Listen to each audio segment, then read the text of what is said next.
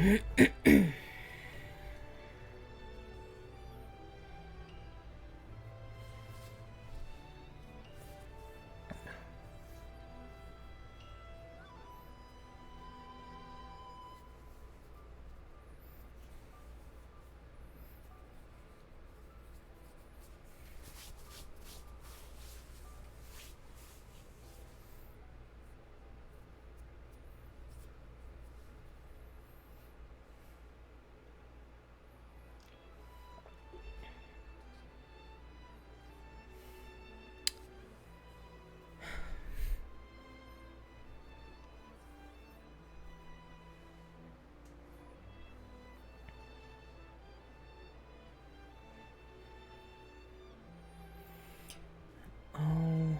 right.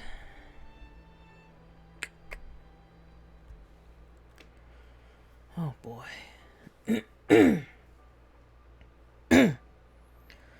All right. Hello everyone. Welcome. How is everyone doing? Hope everyone's having a great night or day depending what time it is for you. Happy Sunday. If it's still Saturday for you, then happy Saturday. Tonight, Waifu Weekend has been taken over by Colonel Sanders. As you guys can see on your screen, we are going to be playing a KFC dating sim called I Love You Colonel Sanders, a finger licking good dating simulator.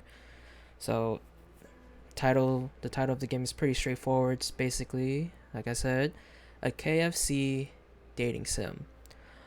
I saw an ad of this game before it came out. I don't know how long before it came out. I believe I saw an ad of this on YouTube when I was watching a video or something.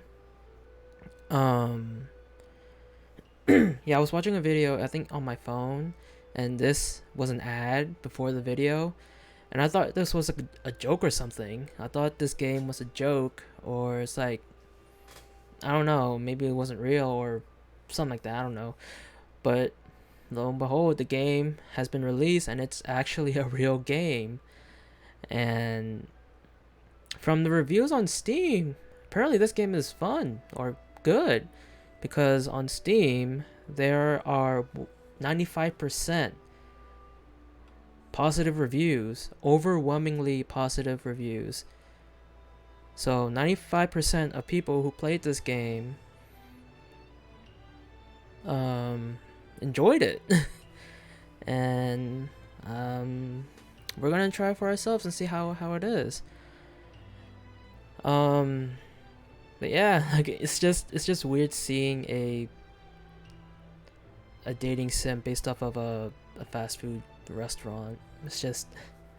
It's odd, but it's also free. It's also free, completely free on Steam. I've also been told that this game is really short. Well, I don't even know how short. My friend Callie says that she beat it in like 4 hours or so, but I've also seen on Steam, like in the reviews, that people, I don't know, played it for like an hour, maybe an hour and a half, or I don't know, around that range. So it could be shorter than 4 hours. I don't know, maybe. I don't know, but I just know it's short. So we're gonna play this, and we're gonna probably finish the whole thing by the end of the night. So yeah, I just don't know what to think of this game, but I would try to do some voice acting. Like, I know I've been playing Data Live Real Reincarnation for like, I don't know, I would say 2 months now. And I know I was supposed to play it tonight, but I had to try this game. So, but yeah, I've been playing Dead Alive Real Reincarnation, and I haven't been really. I've been trying to give characters like their very own voices, but I'm just terrible at doing like voices. I don't know. I can't do different voices. And I know Colonel Sanders is like, I don't know if you've seen like the KFC commercials. He has a southern accent. I don't know if I can do a southern accent, so we'll see.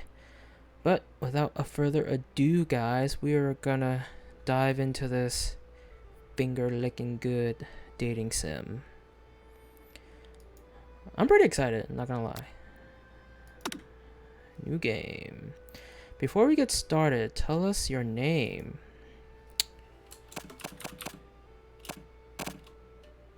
No, so no matter, it's just gonna be capitalized, whatever. We're just gonna put Dino. Confirm. Oh, chicken and biscuits.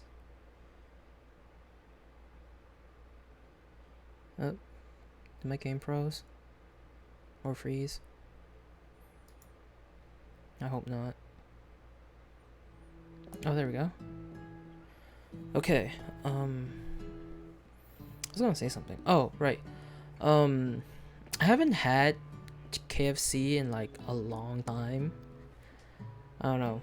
I've always, cause I feel like I rarely find KFC around in my area.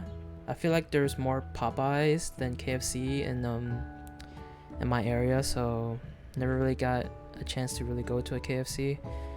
But yeah, I haven't had KFC in a long time, I feel like, anyway. But yeah. Alright, so we're in our bedroom. Looks like we have a poster of a chicken above our bed. Got some hearts on our door, or not doors, window. It looks like some like movie poster, that chicken poster. And that picture above our computer desk looks like, why do I immediately think BTS when I see that picture, that poster? And what does this do? What does this do?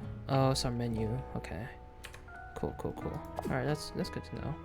So escape doesn't do anything. Usually, I guess escape would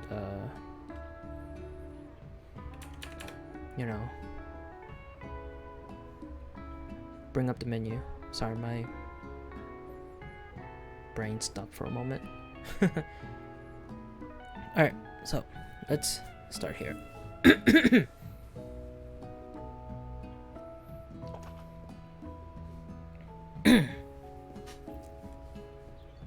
Alright.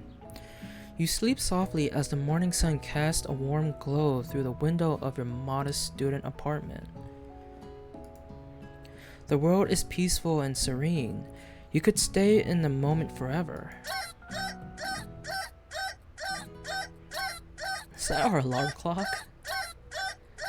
What the fuck? Or you could wake up now. Your first day of culinary school is no time to sleep in. Smack that clock up and at him. Throw the clock out the window and stay in bed forever. Well, I mean, I'm pretty sure if we throw the clock out the window and stay in bed forever, that's gonna end the game, maybe. I don't know. So let's do smack that clock up and at him.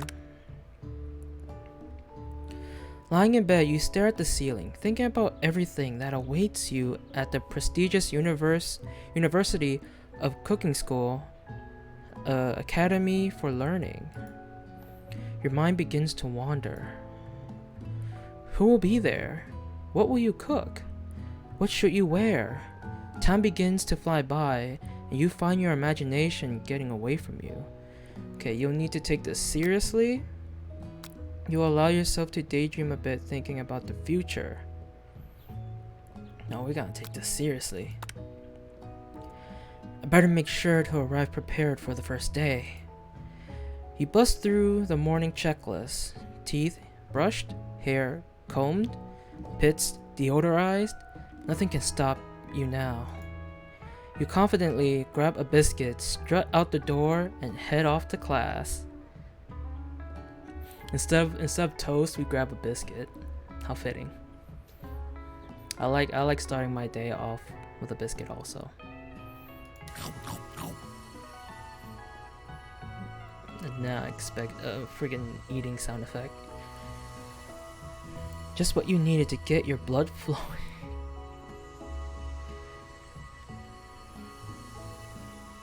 Yeah. Standing in the quad, you gaze upon the magnificent University of Cooking School. Wow. Academy for Learning. I don't know why I stuttered there. Here comes your lifelong best friend forever, Miriam. Well, hello, Miriam.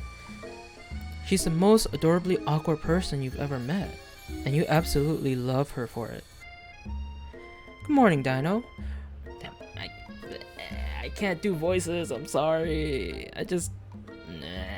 My voice acting sucks. Good morning, Dino. Are you excited for the first day of the rest of our lives? Wait, what? Are you excited for the first day of the rest of our lives? Okay, we'll just go with it. Actually, I'm... What the fuck? Because I sure am. Excited, a little nervous. Okay. A lot nervous. It's just that this morning I made breakfast for myself, but, well, when I ate it, I couldn't taste any love in the food. What if I'm no good? What if I fail? Classic Miriam. Raised by MasterChef parents, she's always held herself to a very high standard. Ever since we were little babies playing together and you rescued me from that quicksand box, it's been clear to me that you're the most loving, caring person I know. You're going to do great. But with University of Cooking School, Academy for Learning's famous 3-day only semesters, I'm afraid of being left behind and never catching up. Can we like shorten that name? Can we just say like UOC?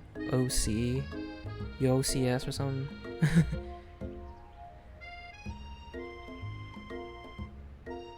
Yeah, can you? Yeah, I don't want to like say that whole name. It's just, I don't know, whatever. It is what it is. A sweet girl, Miriam, has always had a flair for the dramatic. This summer, she got so nervous about her first kiss that she chipped a tooth practicing on a mannequin. Okay. Should you pep talk her or change the subject to give her some relief? Change the subject to school gossip. No, we gotta give her a pep talk. Remember last month when we saw that fortune teller and had our tarot cards read? The lady with the mask who gave me nightmares? I've been trying to forget. I know she looked spooky, but she was so sweet. And she told you that you were destined for great things. Remember that card with the fancy looking tower? And that other card featuring the handsome fellow in the red suit? I've been waiting for so long to meet a handsome fellow I could call my own. And I'm sure you will soon. In no time we'll be graduating, and you'll be delighting the world with your heartfelt cooking in no time at all. As you talk Miriam up, you can feel her nerves begin to ease. You know what? Maybe everything will be okay after all. And if not, at least I have these killer bangs. Sure, yeah. I guess. Can you believe I cut them myself? I mean, they look kinda messy. I don't know. Sorry. You can definitely believe it. I cannot believe it. Before you can get another word out, you're rudely interrupted when someone smacks your books and custom engraved measuring spoons out of your hands and onto the ground. Hey! Oh my. It's Ashley. Is that how you say it? Ashley? I feel like it's Ashley, but it's spelled like very fancy like. your arch rival. She's totally evil, but you can't help but be filled with jealousy. She can get anything she wants and she knows it. Hello, Ashley. Oh, I didn't see you there, chicken shins. Almost thought that said skins, not shins. God damn, Ashley's thick. She is hella thick. You leave Dino's shins alone. They are perfectly normal shins. You can't stand Ashley. Even her name is annoying. You know for a fact that it's actually Ashley, but she had to add extra letters to make herself feel better than everyone. My God, I can't read. Sorry. Oh, look at that smug look on her face too. What the fuck? If anyone here knows what perfect shins look like, it's us. Freaking Ashley has drumsticks on her stockings. We're not going to let you or your really weird insults get to us. Across the quad, you see Ashley's best friend, Van the Man.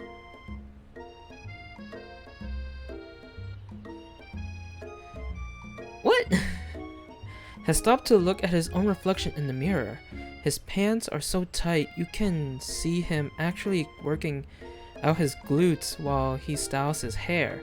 No lie, they're rockin' glutes. Oh. Van? Oh, it's this guy. I saw, okay, when you start the game, like, there's like this typical anime intro cutscene, I guess, thing going on. I watched most of it, because, I was starting the game up so I can, like, input it to OBS. And I couldn't skip the opening cutscene, so I had to watch some of it, and I saw this guy on it. So this is who that rockstar looking dude is. Alright. You rang.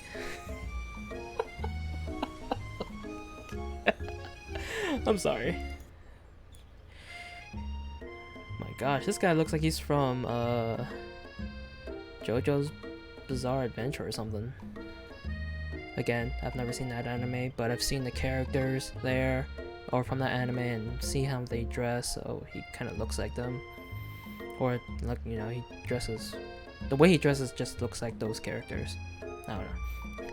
You've never been sure what their arrangement is, but as long as you've known them, Ashley and Van have been just as close as you and Miriam, but substantially more devious.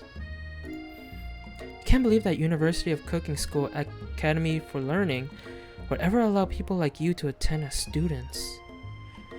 I know, right? Oh my god. I know, right? You think they just hand us our diplomas now? I forgot his voice already. Or maybe hire us on as professors. You amateurs could learn a lot from us. I can't do voice act. I suck at voice acting. I'm sorry. I just can't. With the first day of school about to start, there's just not time to properly tell these two off, so you resist the urge. Let's go, Miriam. Psh, see you later, losers. Who the fuck?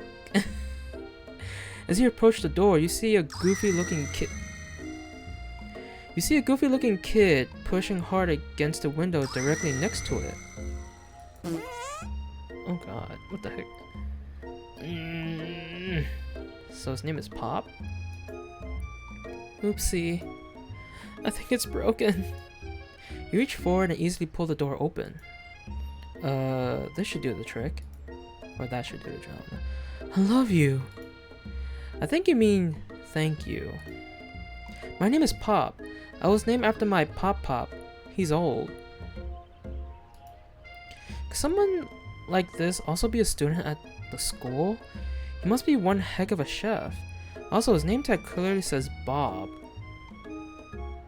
what name tag? I don't see no name tag on him. But I guess he's reading it upside down. That is, yeah, that could also be it. Hi, Pop. I'm Dino. So, are you going to make me hold this door all day? Nope. And with that, the young man walks into the building ahead of you. Is it just me, or is he kind of cute? I think it's just you. You both shrug your shoulders before following him into the building. You stand at the edge of the room, unsure where to sit. Other students wander in and keep themselves busy chit-chatting. Fancy. I don't know who that is next to the clock. I feel like I should know him, maybe? I don't know. Could be a reference to someone. Well then. A scruffy-looking pooch takes his place at the podium at the front of the class. Adorable. Now, quiet down, everyone. Who is this unreasonably cute pup, and why is he in our culinary class? He must be Sprinkles, head instructor and CEO of UCSAL. Finally, they shortened it. God. Please, call me Professor Dog. I may be cute and little and fluffy, but I still demand respect. Woof. God. What? A cute dog is our professor? This is the best school ever. I guess only a dog's nose is capable of picking up all the nuances of fine dining. Out of nowhere, wind begins to rush around you as a swirl of cherry blossom petals fill the air inside the classroom. Chilly, someone close the window. And then he walks in. There he is, everyone. Man of the hour, Colonel Sanders. Crap, I don't know what type of voice to give him. Oh my god. You're immediately swept up in the aura of this new student and his remarkable goatee. Oh, he's a student? I thought he was a professor. I thought he'd be like I thought he'd be the professor or something, or the principal or whatever, I don't know, of this school. I don't know, whatever. Who knew anyone could be so handsome? Time stands still. It's him. It's... If it isn't my favorite student, Harlan. Harlan? The fuck? Colonel Sanders interrupts Sprinkles. Sorry, Professor Dog, before he can finish his sentence. I don't know what type of voice to give him. I did say I was gonna give him like some sort of sexy southern accent, but I can't do accents very well.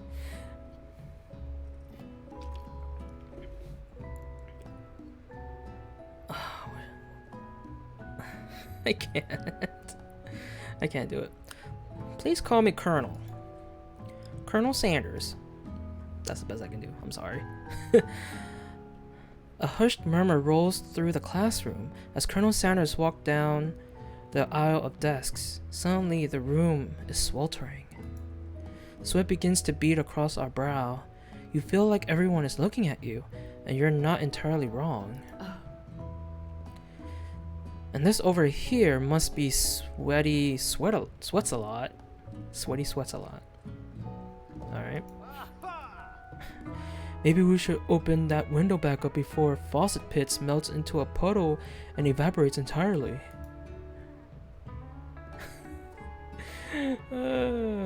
These like positions of characters. Oh man. Hold on just a second. Nobody talks to my friend like that. You two both know my name. We were in the same kindergarten class. And what is with all your really weird insults? Besides, when Dino sweats... when Dino sweats, it's not gross, it's beautiful. Look at that shimmer. Oh my god, what the fuck? Oh, okay. You take a moment to clean yourself up. It's only one option. Really? Alright. It's a good thing you didn't forget about the deodorant this morning. This classroom is hot, hot, hot. Oh, this is so weird. Professor Dog steps in to settle the class down and set some ground rules.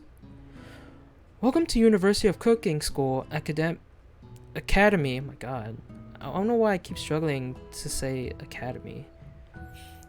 Academy for Learning, the greatest culinary academy in the world. The birthplace of culinary legends past, present, and future.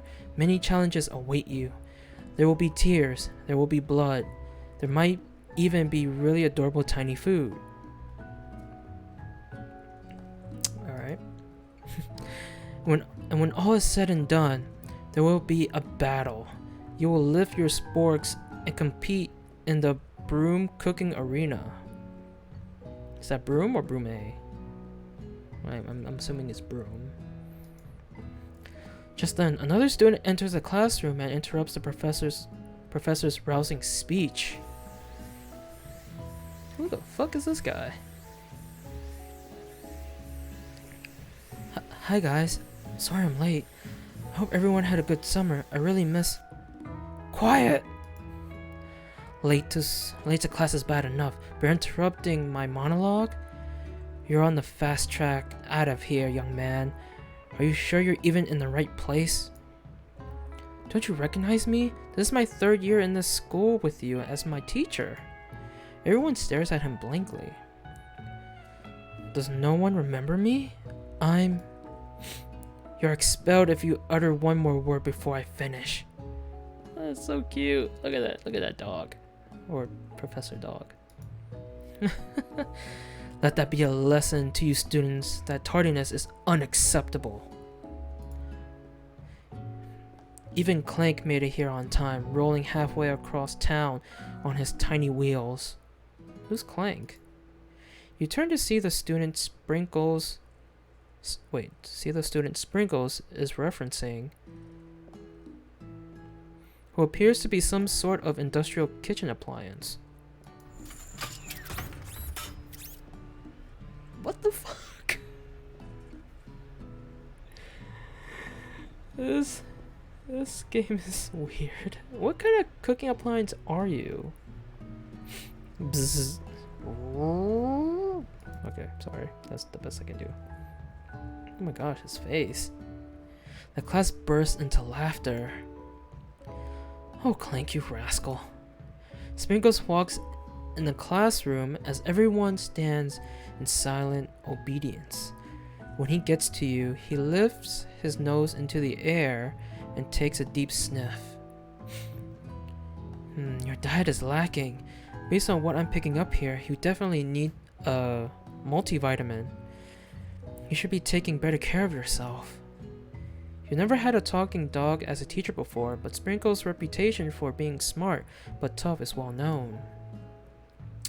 You decide to try and butter him up by giving him a treat from your pocket, but what kind? Beef treat, rubber ball, chicken snack? I mean, since we're playing a game that's all about chicken, really, let's give him a chicken snack. Why not? You reach beneath your apron and return with a chicken snack in your hand. Sprinkle's eyes go wide as he locks onto it. His favorite. Well. I think there might be some competition for new star student. The furry professor immediately devours the snack, leaving your hand slick with a coating of warm doggy drool. Ew. It's nasty. You see the other students eyeing you jealously, but pay no mind to them. If they wanted to succeed in life, they should have learned the importance of carrying a range of dog treat flavors on them at all times. What are the chances that you're gonna get a dog as your professor and, you know, and a freaking pocket full of treats that's gonna come in handy one day at school? What the I don't know. Settle down, young chefs. Take your seats and prepare to have your minds open to the amazing possibilities of culinary creation. As everyone rushes to claim their favorite seats, you're left standing at the front of the room. Only 2 options remain. Hey Dino, there's still a seat here. It seems no one is... It seems that no one has claimed the seat next to me, if you're interested. 2 good options, but which will you choose? You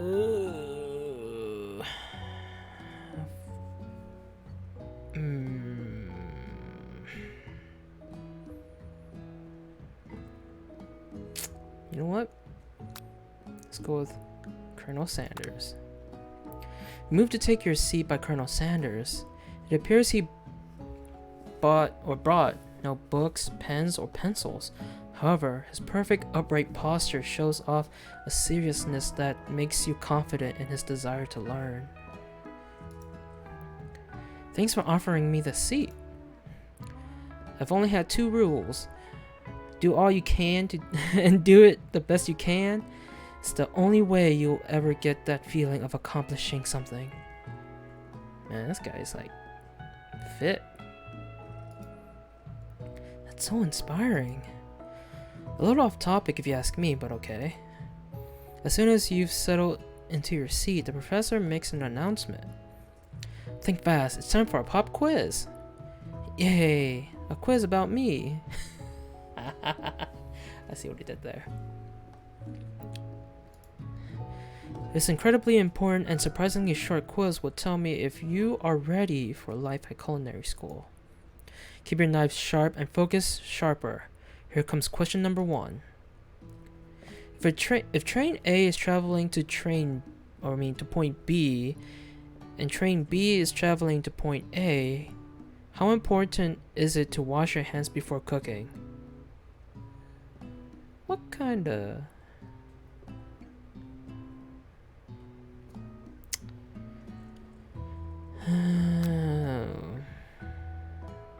Extremely. Looking at you. Oh, that's mean.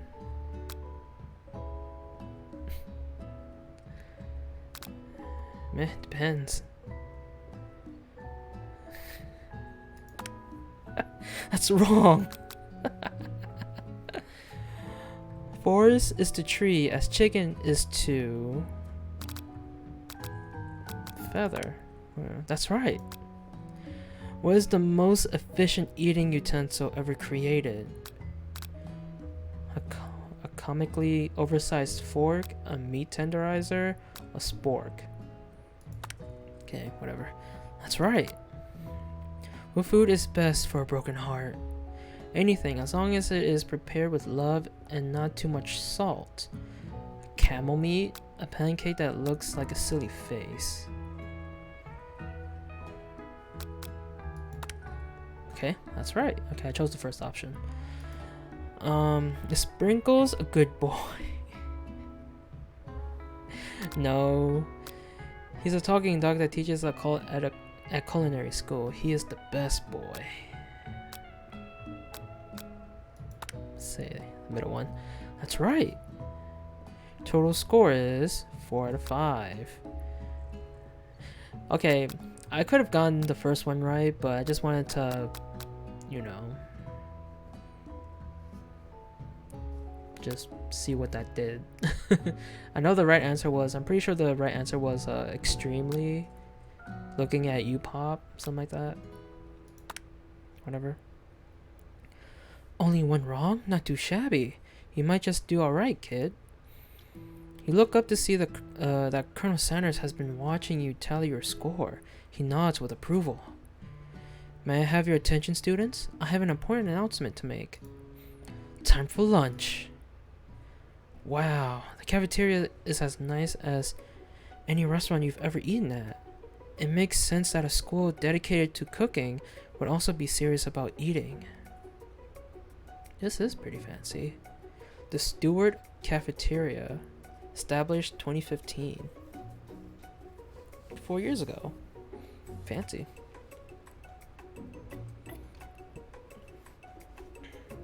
Excuse me. A delicious fragrance wafts through the room and tickles the end of your nose. Your mouth waters. Do you smell that? That must be our lunch. It smells crazy good. Everyone, can I have your attention? Is it about lunch? No, I just wanted to apologize for my tardiness. You see, I was... Howdy, folks. I'd like to make an announcement. Hey, It's about lunch. Everyone cheers. But Shh. Lunch, lunch, lunch. She said shh. In honor of the new semester, I have prepared something special to share with everyone for lunch. That must be the smell I smelled. Indeed, that smell. Oh my god. I'm trying here, I'm sorry. You hold your breath, waiting to see what food this mysterious student has created. You've heard that he's very talented, but were the rumors true? Is this. Colonel Sanders lifts a large bucket above his head.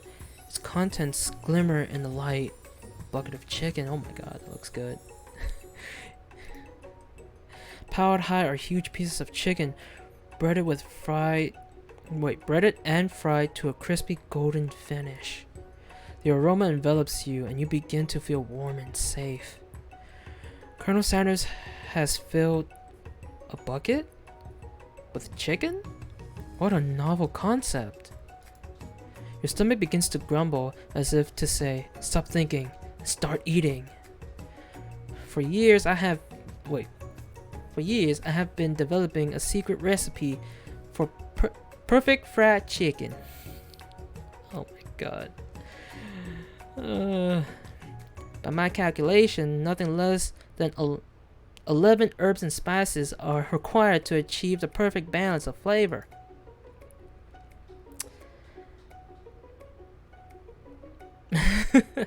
You look around and notice that every other student has a pen and paper and is scribbling notes as fast as they can. But that's all I'll say about that. What? You think we want your stupid secret recipe, dude? Pshaw. Nah, my dude, nah. I'm just drafting a last will and testament in case one of those ingredients is poison. Got him. He looks around nervously to see if anyone else is laughing at his sick burn. You wait to see what zinger Ashley has prepared to follow up, but she suddenly takes a different approach. Yeah, and I was just like writing my diary. Dear diary, today I smelled something beautiful. I knew at that moment that only the hands of a true gentleman could fry chicken so tender. You see her body language change from bitter and evil to sweet and innocent as she slides closer to Colonel Sanders. She realizes that he is destined for greatness and fame with cooking skills like this. She wants him all to herself. Oh, please. Look at the guy's face. Oh my god. Well, Van, the man. If you don't want any, I'll take his. Whoa, hold on. I mean, I guess I'll try it. His face. He takes one bite and his eyes grow wide. He starts contorting his face as he tries to hold in his pure exhilaration and act unimpressed. Easy now. There's enough for everyone. Please, my fellow classmates, dig in. You take one of the pieces of fried chicken out of this bucket and sink your teeth into it. It's amazing. Tasting Colonel Sanders' food transports you to another dimension. Alone with your taste buds gripping a drumstick in your hand, you float weightlessly. Okay, focus your mind and meditate on this moment. Try and identify every flavor. Savor the moment and everything that it tells you about Colonel Sanders' culinary heart. Swim toward the light.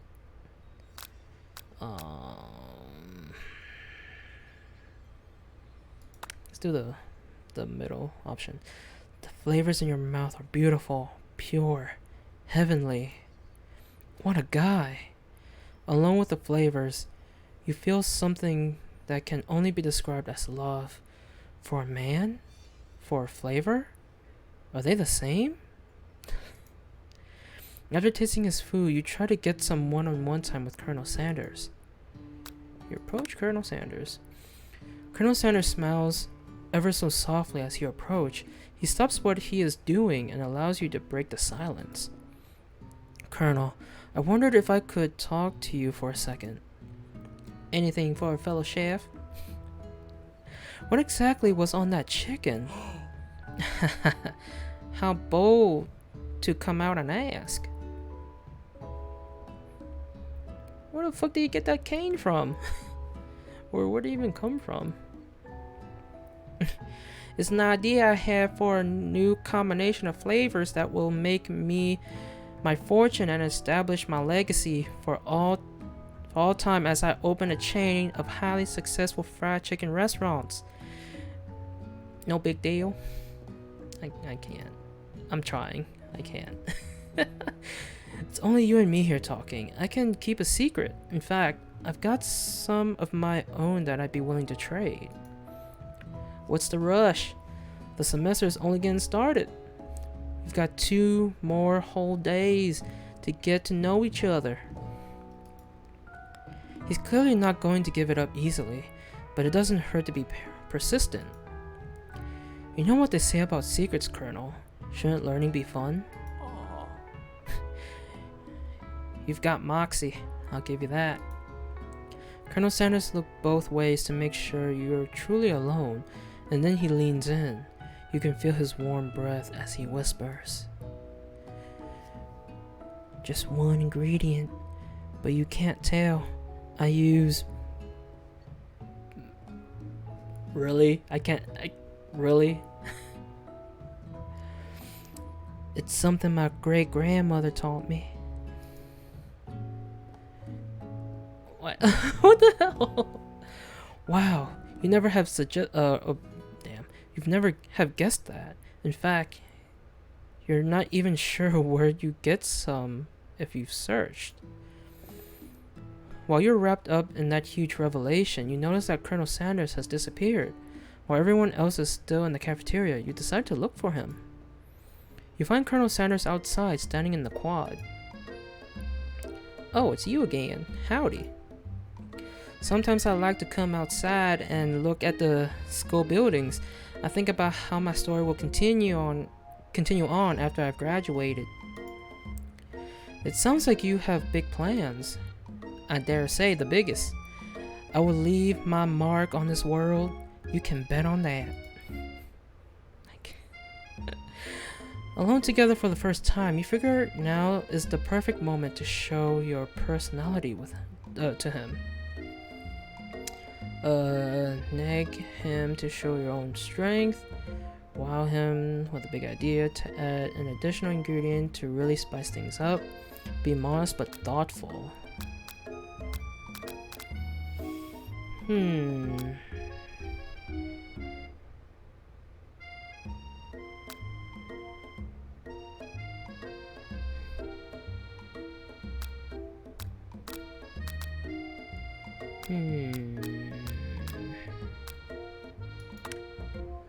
Let's do that.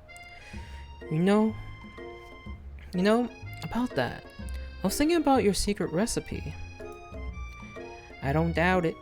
It has a way of leaving an impression on all who taste it. You decide to show him that you also know a thing or two about blowing minds with new flavors. I actually had some thoughts on how you could improve it. Improve it? You want to change my secret recipe? And you think you can do better? Have you ever heard of habanero peppers? Excuse me. Heard of them? I tend an entire garden of chili pepper varieties: habanero, poblano, cayenne, and that's not the point. But that's not the point. You can't just toss new ingredients into my secret recipe and expect to improve it. A recipe is about balance. It involves careful consideration and refinement. I didn't mean to. Let this be the last time you improve my recipe, Dino. I'm headed back to class for the next lesson. That certainly didn't go as planned. You better head back inside, but you wait a moment so that Colonel Sanders doesn't think you're desperately chasing after him. You step into the massive cooking arena, where the afternoon lesson will take place. Each student gets an oven and all the tools and ingredients they could need. Look at this place. It's magnificent. Finally, we get to show our stuff. Wait a second. Oh no, we have to show our stuff. What if I totally blow it? You're not going to blow anything, except maybe kisses to the crowd of fans you're going to earn with your signature adorable tiny food creations. Welcome, students, to the cooking arena. For today's lesson, we'll be cooking with partners. Hurry up and pair off. Naturally, Miriam looks over at you, but unable to control yourself, you pounce on Colonel Sanders. Hey Colonel, would you like to tackle this lesson as a team? A team of two, that is, me and you, if that wasn't clear. Want to be my partner? Sure, Dino. I'll prepare our station. Without you as a partner, Miriam is left standing all alone. Two different students quickly take notice. Hello, new partner. Beep boop. Bzzz. Oh my, two potential partners? I'm so sorry, gentlemen, but I don't know who to choose. It looks like you'll have to pick... Wait. It looks like you'll have to pick for her. Friend duties can be a little awkward, but that's the price you pay for not being alone forever. Who do you want to ask to be Miriam's partner? Clank. Sorry, Pop, but I think Miriam will be partnering with Clank today. It's okay, I already ate. What the fuck? It's not entirely clear if Pop has any idea what the point of school even is at this juncture. Clank is clearly excited to have some attention. He heats up and begins to roll back and forth. Warp, warp. Warp, warp, warp. Oh, I don't know how to do that sound. Whatever. What are these weird, like, positions she's doing as she talks? It's weird. Hold on there, fella. We don't even know the assignment yet. Technically, Clank might not have a face, but there's something charming and earnest about him. Bzzz. Tissue? I hardly know you. Clank judders and a panel shakes loose. You get the impression that this is a sign of affection. Looks like you two will be fine. Now it's time to focus on your own cooking classwork. Alright, you two. For today's lesson, we're going to keep it simple. Pick a basic dish and divide up the steps. No chef is an island. It takes two flints to make a fire. You get the idea. Which dish do you suggest to your partner? Which dish do you suggest to your partner, Colonel Sanders? Man, I cannot read for shit. Alright, steak tartare seems easy enough. It's fancy and you don't even need to cook it. Using octopus will blow Colonel Sanders' mind. Your grandmother's mashed potatoes and gravy. We all know what we're gonna do. I've always been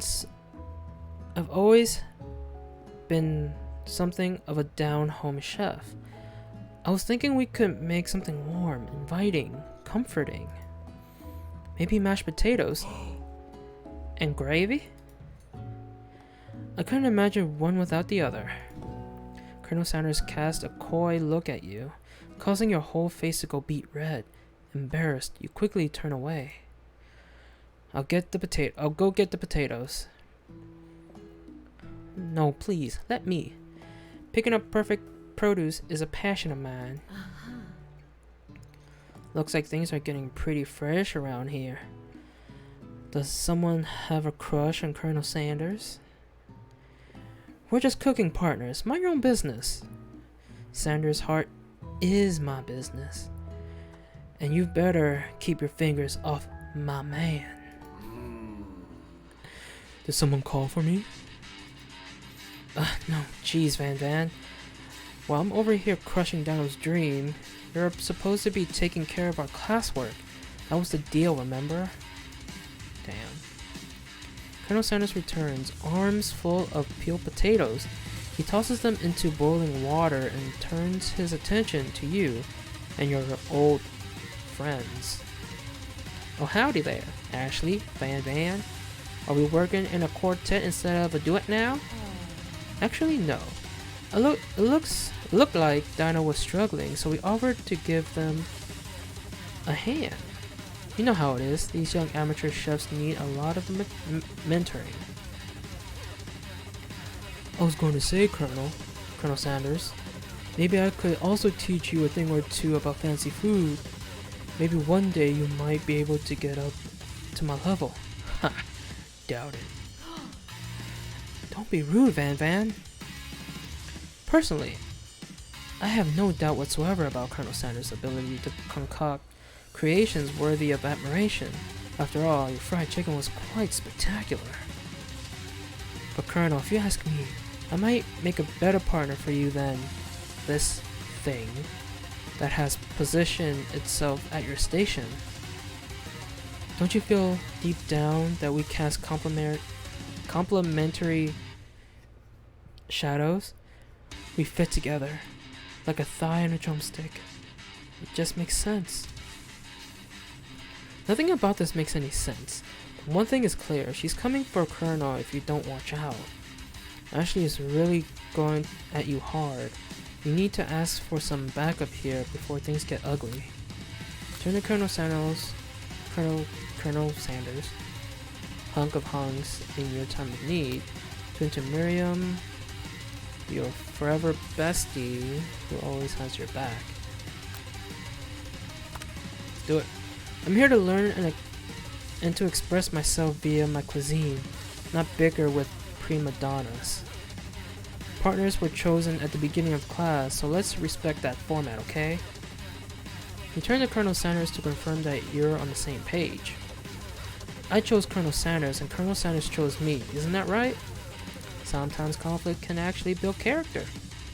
I wouldn't want you to shy away from a bit of healthy competition with your peers, Diana. Oh, is he just not that into you? You'd think a gentleman would defend you in a situation like this. Did you do something to offend him at some point? Yeah. You look for Sprinkles in hopes that he might step in, but he's nowhere to be found. Darn those cute corgis and their short but sturdy stature. You look down at your station and realize that in the tension of the moment, your hands have been cooking on autopilot. Distracted by the drama, you've already crushed the boiled potatoes into a perfectly creamy mashed texture, with plenty of butter and cream for flavor. It's as if your natural passion guided you through these steps you know so well while your attention was elsewhere. I know just what to do. Colonel Sanders extended his hand. He's holding a beautiful white porcelain gravy boat, out of which pours a smooth brown gravy smothering your nearly finished potato dish. Oh my, look at that. Gravy flows down the mound of mashed potatoes. The results look spectacular. Granny would be very proud. Colonel Sanders holds a spork out to you. You reach out and grab hold of it, but he doesn't immediately let go.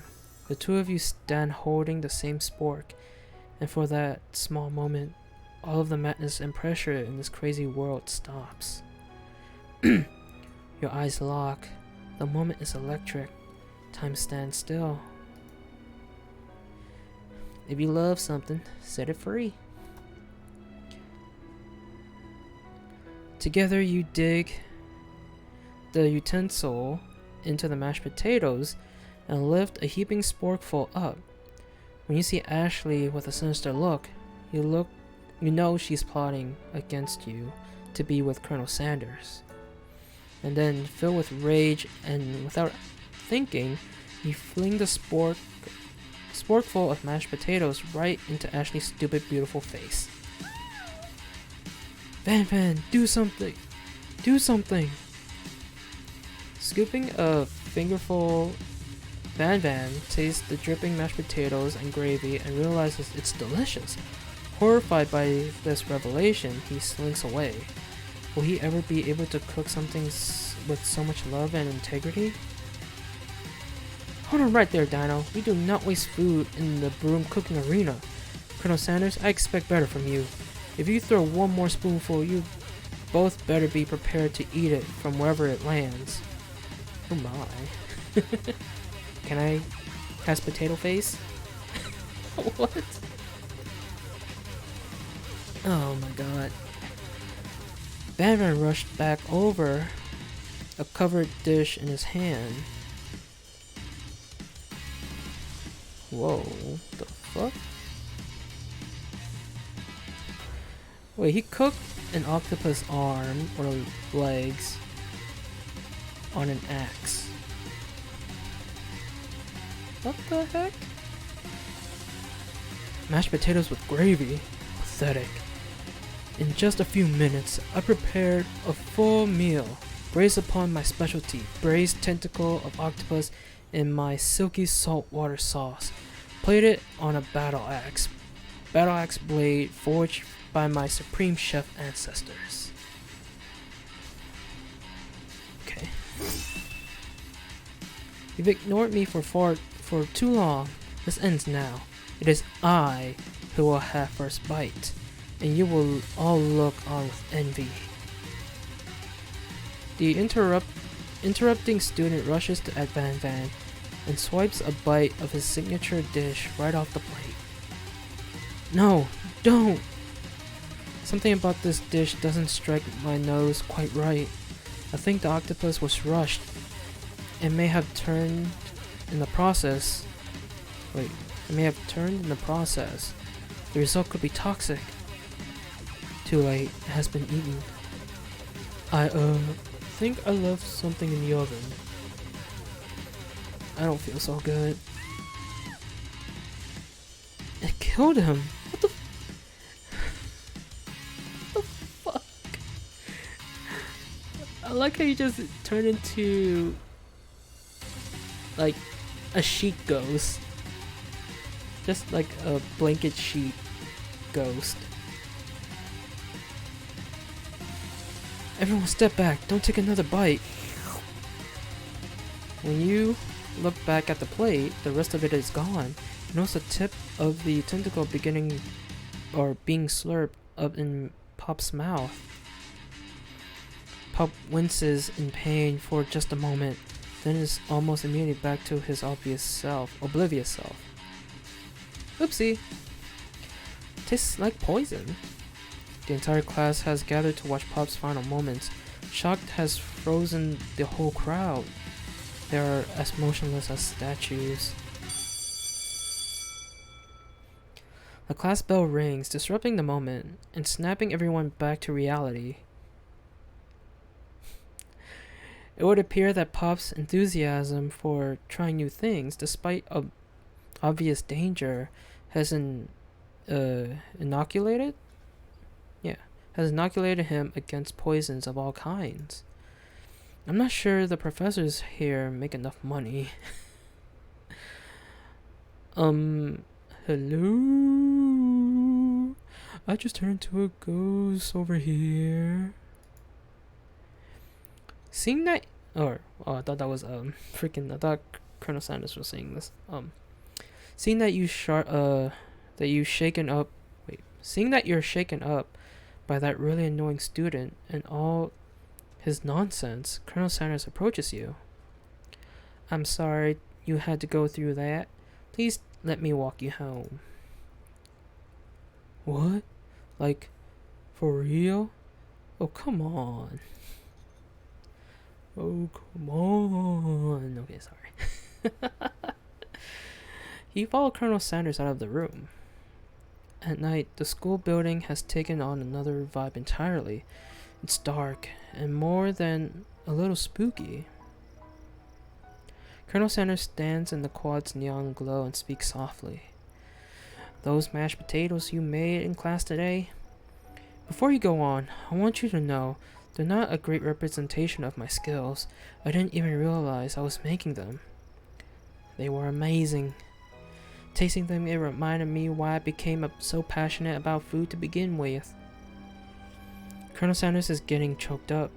Cooking is obviously important to him, in a way that you find inspiring. Now might be the perfect time to tell him you're developing feelings for him. Colonel Sanders? Yes, Diana? There's something I need to tell you. Hold it right there. There's something I need to tell you first. Oh, jeez. You see, when I was just a boy, I had a dream that one day I would be the greatest chef the world has ever seen. And every day since, I have been working toward that dream, day and night. Never stopping, never resting. Also, lifting a lot of weights, like so many weights. We should follow our dreams with all of our hearts. Excuse me. That our souls may grant them like wishes floating on a shooting star. Hey, no, you. Shut up. I'm the one here to say inspirational stuff and be the star of the story. Are we forgetting that your cooking literally killed a guy? You can't prove that. I also saw that you killed that guy. What was his name? Somewhere in the distance you hear a long sad sigh. Forget him. We're talking about me. Me. I'm the hero.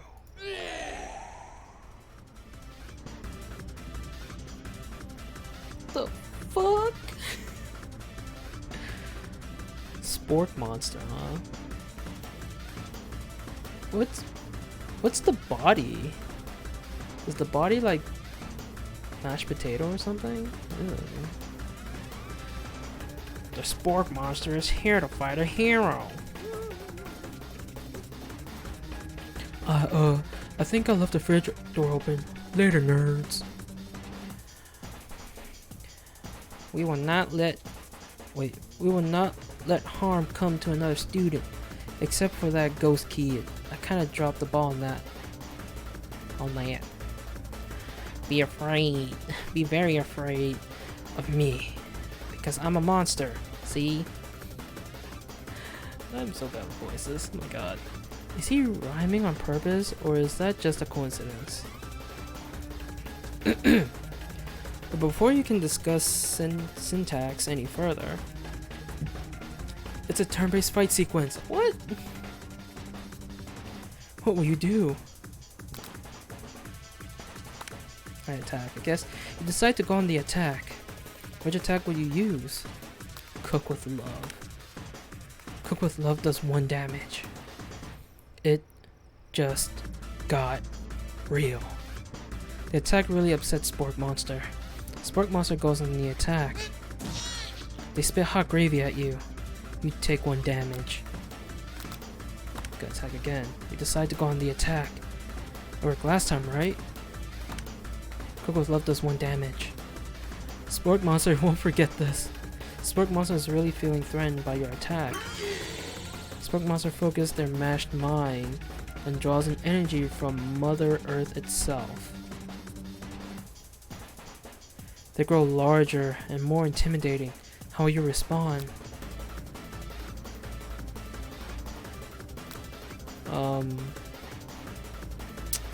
Let's defend this time. We decide to defend.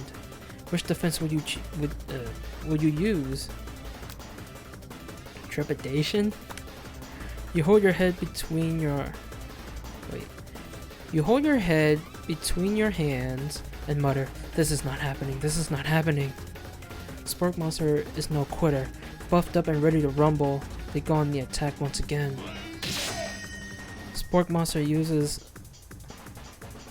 utilitensile. Right? Yeah, utilitensile. You take 2 damage from the attack. If you take much more damage, you're not going to survive the battle. You decide to go on the attack. Cook with Love. Cook with Love does 1 damage. Spork Monster is oozing cheese sauce onto the lawn of the quad. I wonder who is going to have to clean that up. Feeling vulnerable, Spork Monster prepares for its ultimate attack, Rounded Edge. Bow, villain. Your reign of terror stops here. Colonel Sanders summons the energy of 1,000 chickens. Oh my. Pot Pie Power Pinch. Pot Pie Power Pinch does 10 damage. Spork Monster is defeated. You saved me. An injured Spork Monster spews steam into the night.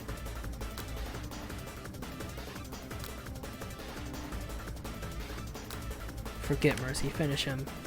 No student will ever walk the quad in fear again. This monster messed with the wrong chef. Attack. You ready your final attack? You'll never survive my student debt loan destruction.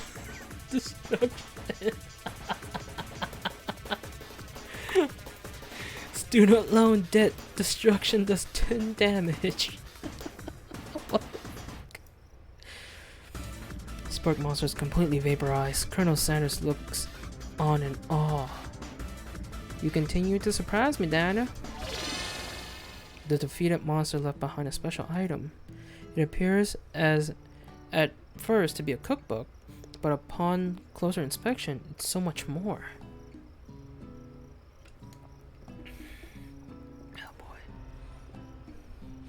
It's a book of magic spells with a golden chicken on the cover. Oh shit. Whoopsie. Hold on.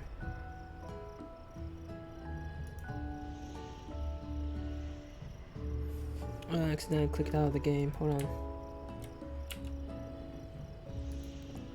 Sorry. You open the cover and find a library card tucked inside. The last name to have signed it out was Borko. Borko. That name sounds strangely familiar. Your blood is pumping as you stand in the quiet of the night, holding the mysterious book in your hands. As you come down from the battle buzz, you realize that your final attack has left you completely depleted. The world around you begins to fade away. Without any energy to keep your eyes open, darkness overtakes you. Oh my. The image of Colonel Sanders flashes before your eyes as you fall asleep. He must have helped you get home in your tired state. You don't know if you could have made it without him. What a guy. You want to thank him, but you don't have the strength to utter a single word. You feel your covers being pulled up over you as you are tucked in tightly. Good night, Dano. Or, oh wait, I thought Colonel was saying that. Good night, my Colonel. Yeah, I thought Colonel Sanders was saying that. Whoops, my bad. In your dream, you're together with Colonel Sanders. For some reason, Sprinkles is also there, extracting your love. Dreams are weird. Oh my god. Are we gonna see it again? Are we gonna see them again? No? Okay, guess not. You wake on day 2 and attempt to process the wild vision you had. Were they memories or premonitions? And then there was a secret ingredient that Colonel Sanders went ahead and told you outright. Not much of a secret, huh? It's probably just because he already trusts you so much. Sure, that makes sense. We'll go with that. You meet up with your bestie in front of the school. Before you can tell her about the encounter with the sport monster, she launches into a story of her own. Okay, I know this might sound a little strange, but I think I might be, I might like Clank. Oh my. She likes a machine, or a cooking appliance. Like him? Like? I know it sounds like it's moving too fast, but there's something about him. I like him. Like him. We got to talking after class, and he's actually a totally sweet guy. Not only that, but he's really smart. He told me all kinds of stories about Colonel Sanders. Did you know that Colonel Sanders was the most popular kid in his high school? No, but that does make complete sense. Yeah, but he was so popular that he was voted prom king at a school he didn't even go to, and was also the convertible. Wait. Was also the convertible? Is that? Yeah, convertible, right? That he himself rode in at the front of the homecoming parade. Wait. I don't know if I read that right. He was so popular that he was voted prom king at a school he didn't even go to, and was also the convertible that he himself rode in at the front of the homecoming parade. Okay. I'm thinking maybe something got lost in pressure cooker language translation there. Yeah. Either way, maybe it'd be best if you took it slow with this new boy, and I am with Colonel Sanders. Or like I am with Colonel Sanders. You and Colonel Sanders, the coolest guy in school, the famous student to ever attend University of Cooking School Academy for Learning, you're a thing now? We definitely connected yesterday. Sure you did. You're great. Why wouldn't he be into you, I guess? Laughing at the implication that you and Colonel Sanders might be a thing is definitely not cool. You are great. You have an idea about how to prove that your love is real. Well, if he's not into me, why did he tell me one of his secret ingredients? Your bestie's eyes light up. A secret ingredient? Yeah, I just said that. Yeah, I just said that. A secret ingredient. Is there a dramatic echo in here? Miriam checks to make sure you're alone before continuing. So this summer, while I was on vacation with my family, a lovely man approached me in the botanical garden where I was wandering. This can't be good. He told me all about his passion for spices. Secret spices. The man even gave me some to show me what he meant. He said it was a powder created from super duper rare dried flower petals, and that if I did him a big favor, I could have some of my own. Please, Miriam, don't tell me. So I filled my suitcase with them and brought him home. He was so nice, he even met me at the gate when I arrived. Later when I cooked with them, a very strange feeling came over me, and the flavor was unlike anything I've ever tasted. Excuse me. I think you're being very liberal with the meaning of spices here. Whatever. Anyhow, we both share an interest in cooking, so we stayed in touch, like pen pals. I bet he would love to know more about new spices. Is she sticking out her tongue? What the heck? Well, I'm definitely not supposed to share Colonel Sanders' secret recipe. And besides, I only know the one ingredient, so I doubt it'd be much use to anyone. Please, please, please! It would mean the world to me. No one has to know it came from you or from Colonel Sanders. Excuse me. Wait, what was his secret ingredient? Did he actually say, or did I miss it? I don't know. Cause I feel like I didn't catch the secret ingredient, whatever it was.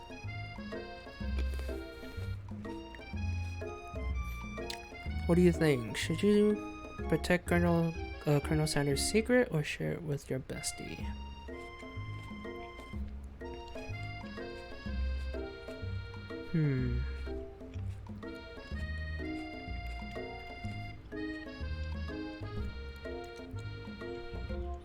I'm gonna protect it. We're gonna just do our best to stay with Colonel Sanders, I guess. Quickly think of a fake ingredient. I don't know. How about it was I've Newt? What the fuck? It was I've Newt. I know, sounds like some kind of witch potion, but what can you do? I've Newt. Wow. Her eyes light up imagining such a thing, and you figure that you've satisfied her curiosity and she'll move on. However, she immediately turns around and does some thumb typing on her phone and you can't quite see. That's probably not good. Before you can ask to confirm that she was definitely not texting secrets to other people, you're interrupted. A wind rushes in, cherry blossom petals fill the air. What the fuck? He comes in on a horse. It's Colonel Sanders. He's arriving at school. Stand back and admire his majestic glory. Run to him. I feel like if I run to him, I'm probably gonna scare the horse. I don't know. Let's stand and admire. Colonel Sanders' horse is truly a thing of beauty.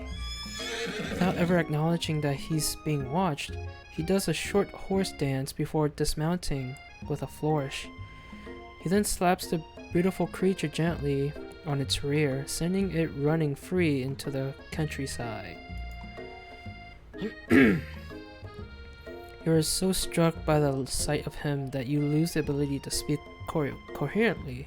Oh my god. Oh, I didn't realize anyone was watching.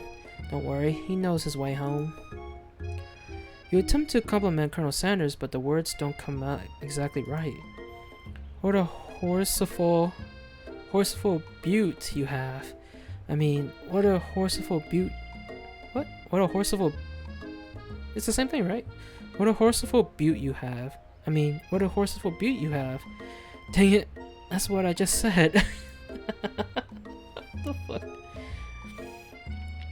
Being a good friend, Miriam attempts to cover for you. Oh, Dino gets really nervous around people they like. What? That does not help. That is not helping. I mean, they got food poisoning and wait, what? And we're up all night. Wait. I mean, they got food poisoning and we're up all night. It was gruesome. You should have seen it. She gives you a wink and a smile, as if to say, situation handled. Can't blame a girl for trying. I guess. And with that, Colonel Sanders disappears into the school, leaving you and Miriam to follow. Sorry.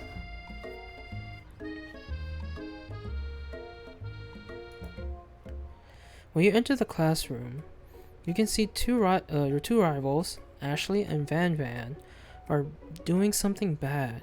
By the way, they're hiding. You know, it must be really bad.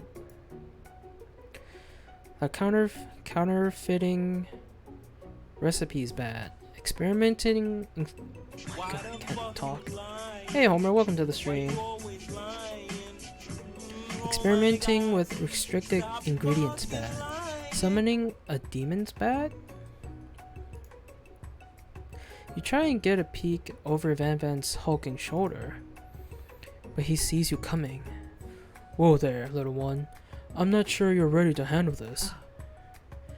Why don't you make like a bee and mind your own wax, honey? Let's see what you did there.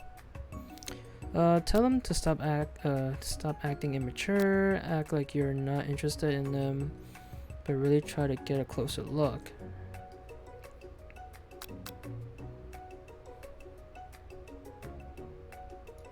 Let's do the second option, I guess. You sit near the rivals, but leave your back turned to them. You even hear Van Van mutter something that sounds a bit like a magic spell. However, he notices you eavesdropping, and try and cover your tracks and improvise an excuse.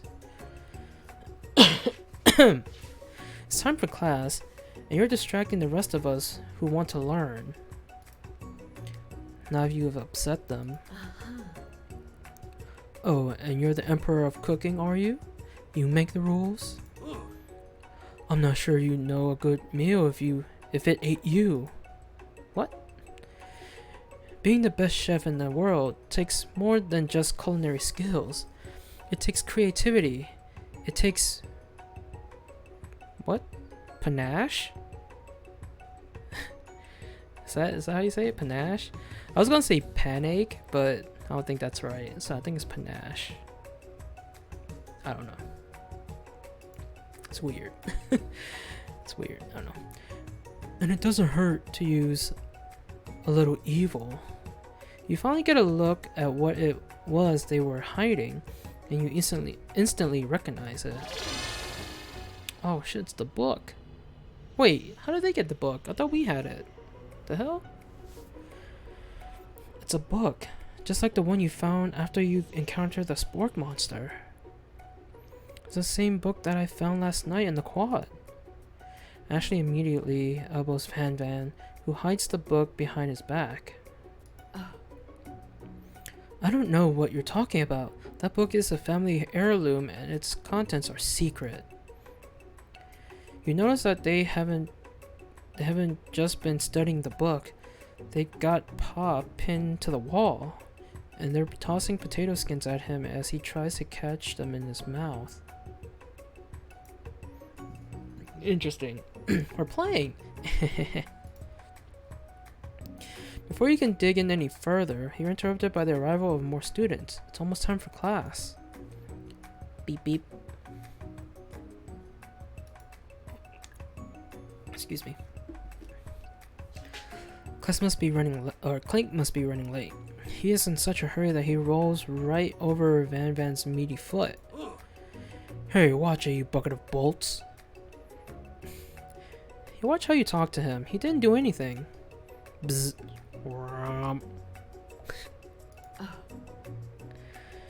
What do you think you're... oh shit. Who do you think you're talking to? I've never heard such language. Not even from a stand mixer. What? No, your mother was a stand mixer. What kind of insults are these, man? Bzz. Van Van jumps to attack Clank, but Clank shocks Van Van, sending him flying across the room. Protect me, Colonel Sanders. These crazed men are about to come to blows. I think it must be over me, but I'm not interested in either of them. Ashley's tone has completely changed in an instant. She bats her eyelashes at Colonel Sanders. Surely she must know that this is a ruse, right? Gentlemen, get a hold of yourselves. Save it for the arena at least. Or don't. Honestly, what do I care? I've got lofty career aspirations to focus on. Maybe I can help you with your business plan. Just then, Sprinkles arrives to signal the true start of the class day. He's panting, which doesn't seem that abnormal. He's a professor, but he's also a dog. Students, please take your seats. I apologize for my late arrival. I spent the morning chasing a car all around town, and my tiny legs are very, very tired. But I'm here now, and I hope you're ready to learn. Rub his furry dog belly. He loves it. After he catches his breath, Sprinkles regains control of the classroom. Without further ado, we'll review the global history of my favorite fowl, the chicken. You want to pay attention to the lesson. Truly, you do. Which is why, in 1776, at the signing of the Declaration of Independence, it was a chicken who first signed their name.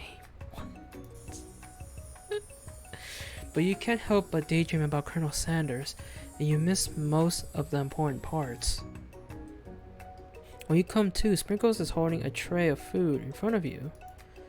Well, Dino?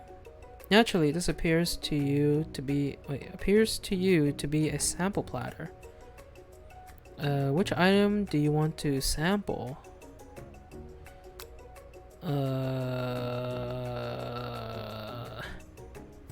Forget a dog biscuit, a shimmering pepper, a glass of water.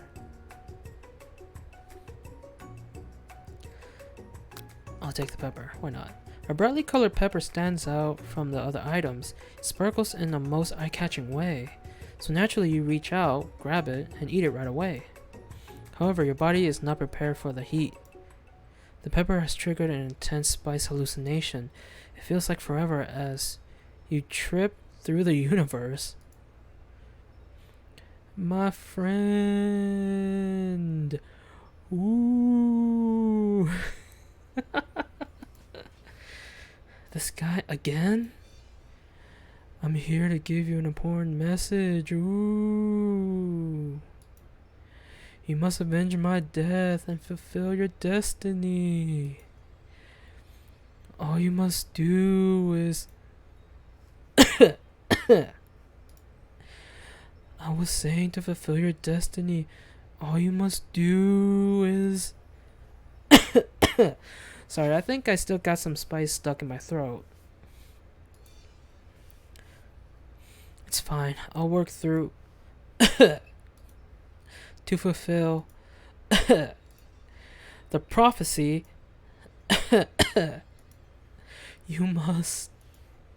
You feel yourself begin to regain consciousness. Oh man. Oh, this is so funny. You come to find everyone is staring at you.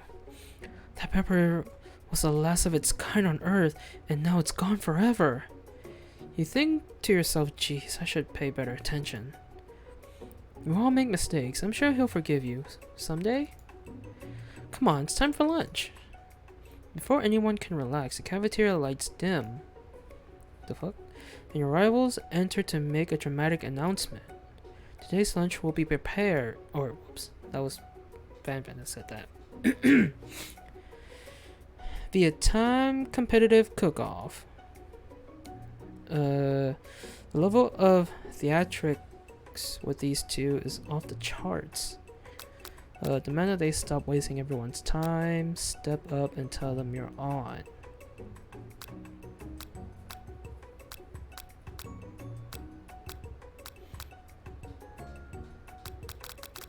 Let's do it.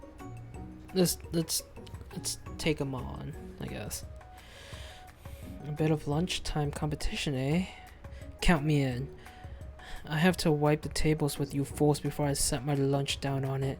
Then so be it. Or if I have to. Okay, whatever. I'm not the fool. You're the fool. Fool. Good one, Van. I like your grumption, Dino. I'll be watching your performance. Just as things reach a boiling point, Sprinkle steps in. Surely he'll put a stop to this madness. Now, students, please settle down. This is a lunchroom, not a sportsing court. Yeah, sportsing court. Finally, a little sense. He breathed a sigh of relief. At least not until we take on the timer. The fuck? timer ready? Just then a huge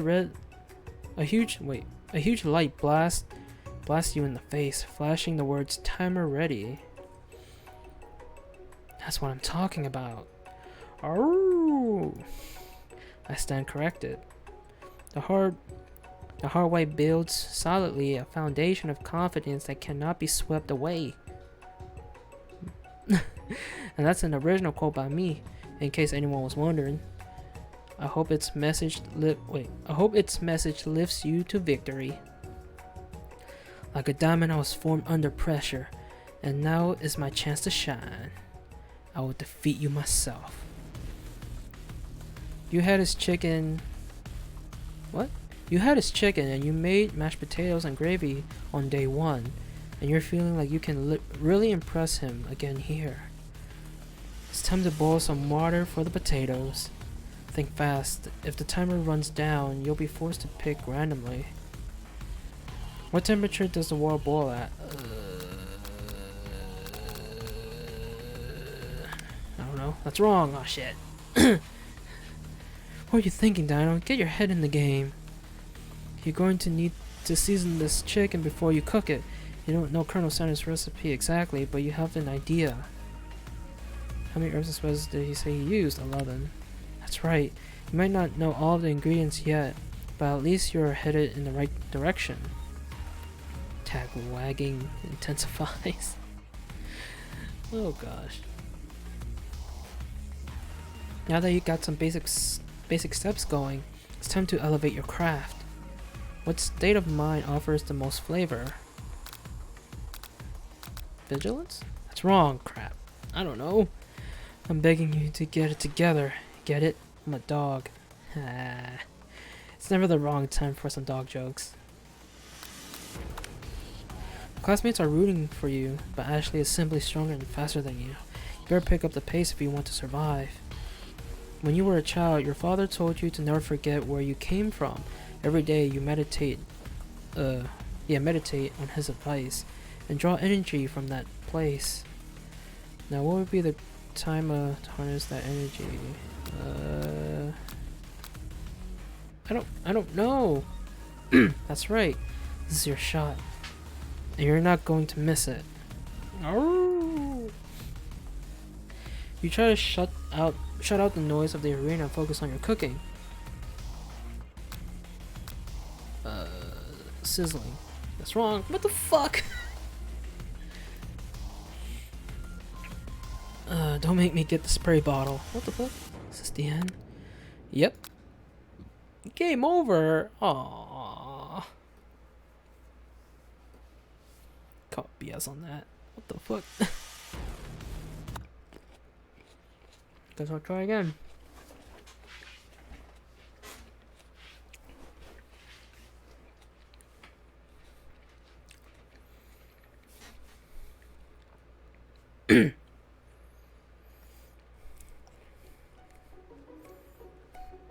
Okay.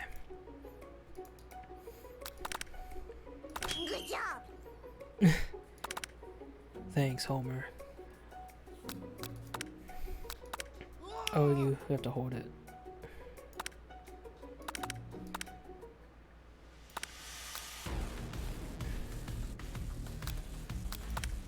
What's wrong? God damn it. 11.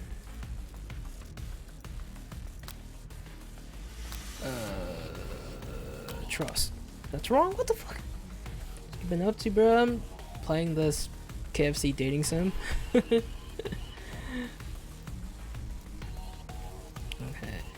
Next question.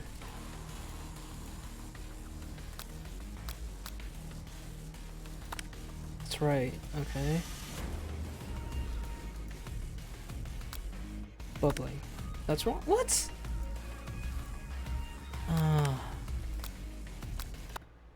I don't understand this at all.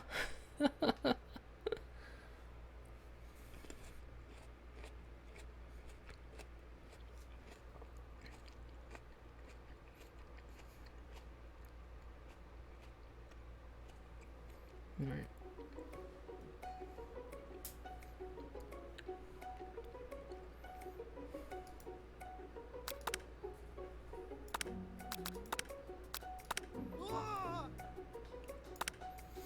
Did you hear about Borderlands 3 overheating Xbox? Yeah, I did hear about that. Good thing I didn't get it on Xbox. I mean, like I said, I always play shooters on PC anyway, so.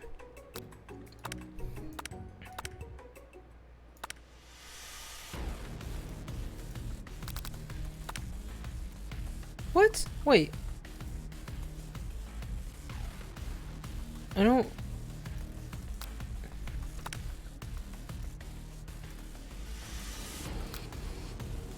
Gratitude? That's right, okay.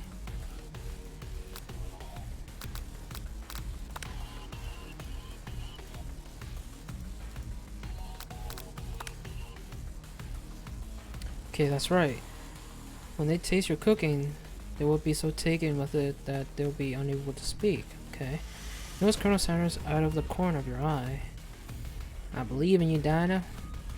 He's actually cheering you on. Which would be awesome, except knowing he's watching you makes you totally forget what you were doing.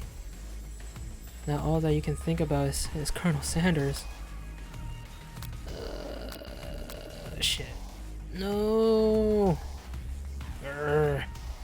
You are stranded on a desert island with only one desert cookbook. Which do you take? What a hunk. I know, right? You know what? Shouldn't you be focused on the challenge? You're falling behind. I don't know. What? What does that have to do with crafting spectacular fried chicken and delicate baked biscuits? Oh, woof. I'm really struggling to keep up. With the next station over, Ashley has already begun plating elements of her dish. It's colorful and complex. To make up time, you toss your biscuit dough in a stand mixer. As you do, the crowd gasps. Eh? Yikes. Bzz. Yeah, whatever. I know you love nothing more than seeing a fellow appliance utilized in a kitchen battle, but sometimes that means sacrificing the personal touch. You might not have any hands, but Dino does. And a good chef needs to be touching the dough to know when it's properly mixed. There is an easy way and a hard way. You don't get far by going the easy way. When you hear everyone talking, you realize how serious your error was. You immediately shove your hand in the mixer to rescue the dough before it's overmixed. Dino, no! Ooh. That's not good. But you're not fast enough. Your hand gets stuck. It's immediately crushed by the quickly spinning beaters. There's no way you'll be able to use that hand for the rest of the match. Colonel Sanders shakes his head in shame. What you often find is that the easy way can turn out much more difficult. Everyone stop what you're doing right now. The battle's over. Can't be. I was so close to finishing my dish. Sweetheart, look at your hand. You simply can't go on. Aw, that's too bad. And here I am with a completed dish ready to serve. Surely that makes me the winner by default. No, it wouldn't be fair to compare the two, on account of Dino's injury. You see, Sprinkles begins to lick his doggy chops as he locks onto the dish. But I suppose you should at least tell us what you've prepared. Well, because I'm the sweetest, I skip straight to dessert. What the fuck is that? Why's the plate cracked? Under the white chocolate dome, you find a wide array of delights, taking you on a journey of flavor that tastes good and tells a story of excellence. I was going to ask Dino to do the honor, but since you're injured, I'm afraid that pouring this creamer of delicate hot chocolate sauce might be too difficult. Colonel Sanders, if you wouldn't mind lending me your strong, steady hand. Colonel Sanders pours the hot chocolate sauce on top of the dome, causing it to melt away, revealing the ingredients hidden within. fuck is that? I see a honeycomb. I don't know what the other stuff is, but whatever. Inside you'll find a delicate fried cheese croquet, atop a slice of honeycomb, ice cream, ice cream two ways, tender nougat, and pearls of blueberry galley, well, whatever. I don't know how to pronounce that word. I'm sorry. Colonel Sanders seems intrigued, but perhaps not impressed, as he dips his finger in the chocolate sauce. Simplicity isn't your strong suit, is it, Ashley? Oh, you. As he places a sauce-covered finger into his lips, Ashley leans over and whispers something into his ear, and a dab of sauce stick to his mustache. Internalize the rage you feel. Put yourself between Colonel Sanders and Ashley. To the second one. You reach out with your apron to wipe the sauce off of his glistening face. Colonel Sanders recoils and brushes you back. This goatee isn't a fashion statement. It's also functional. I was saving that flavor for later. Sorry. I didn't... That's gonna end the game, really?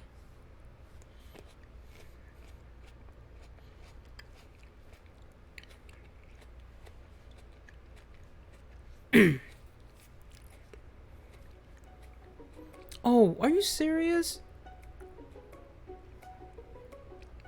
I have to start over?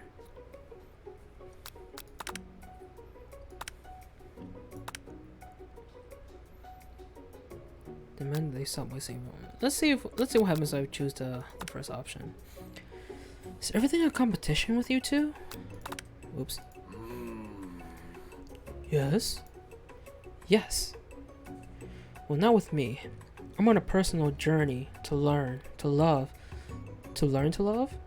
Sure, why not? But definitely not to constantly battle. Yeah, stop getting your genres crossed. Don't you have some portable monsters to capture or something?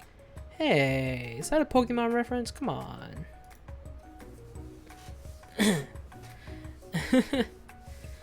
Nothing wrong with playing Pokemon. Freaking jerk. I need to eat if I'm going to have the energy to sustain my education and pursue my dreams of being a master chef. How are any of us supposed to get anywhere if we're constantly fending off challenges from every know-it-all with an apron? Besides, I already brought my own lunch.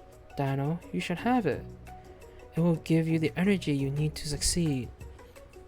Miriam reaches out and presents you a gift to you. Ooh, look at that! Look at that small. Look at that small food. Like everything just fits in your hand. So cute. It's so cute. My special grilled cheese and tomato soup, with chocolate milk to wash it down, and a tartlet for dessert. How did she even do that? Like, how did she make it so tiny? What the heck? It's awesome, but it's how? It only takes you about 5 seconds to eat Miriam's tiny food, but it's just what you needed for motivation. You know what? I've learned enough for today. Let's battle. Oh shit, are we actually doing this? Just as things reach a boiling point, okay. Fuck, okay, either one just leads to the fight, I guess.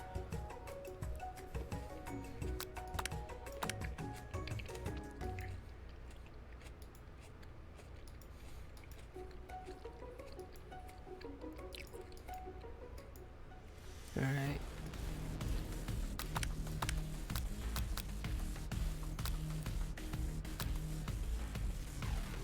I don't know. Well, that's right. Okay, it was Celsius, okay.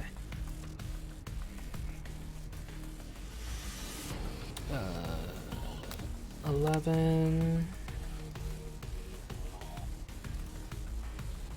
What was it? Gratitude? Yeah.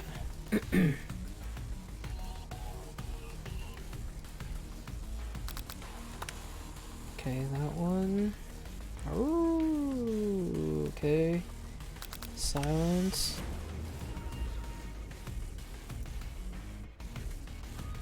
I believe in you, Dino. Oh, crap.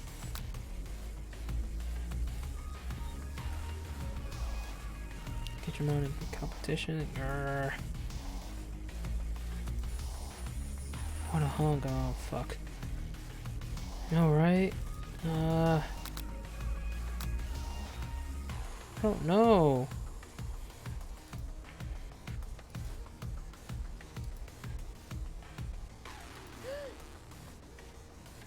Fuck. It's the same thing.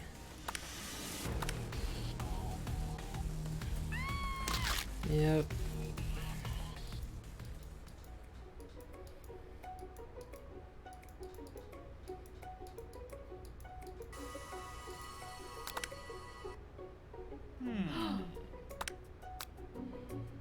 Okay, let's see if I choose the first one. Your rage burns so intensely within your eyes that they burst into flames. The flames cause your eyebrows to catch fire and turn to ash, and they fall off of your face, which means people will have a hard time understanding your emotions for the rest of the semester, perhaps forever. Embarrassed and ashamed by your poor performance, not to mention your crispy fried brow, you run for the quad to be alone. Beautiful weather feels like an insult. Inside you, a storm rages. It's Colonel Sanders. He's probably here to tell you that he and Ashley are in love and have decided to get married. And he won't even ask you to cater his wedding because you're a terrible chef and an awful person. You try to hide from him, but he approaches you directly. I knew you were hurting right now, not just from the devastating loss, but from that run-in with the mixer and that small fire. You should get that checked out. Or we should get that checked out. Oh, this game is so lame. Lame like Xbox consoles. Oh, you shut up.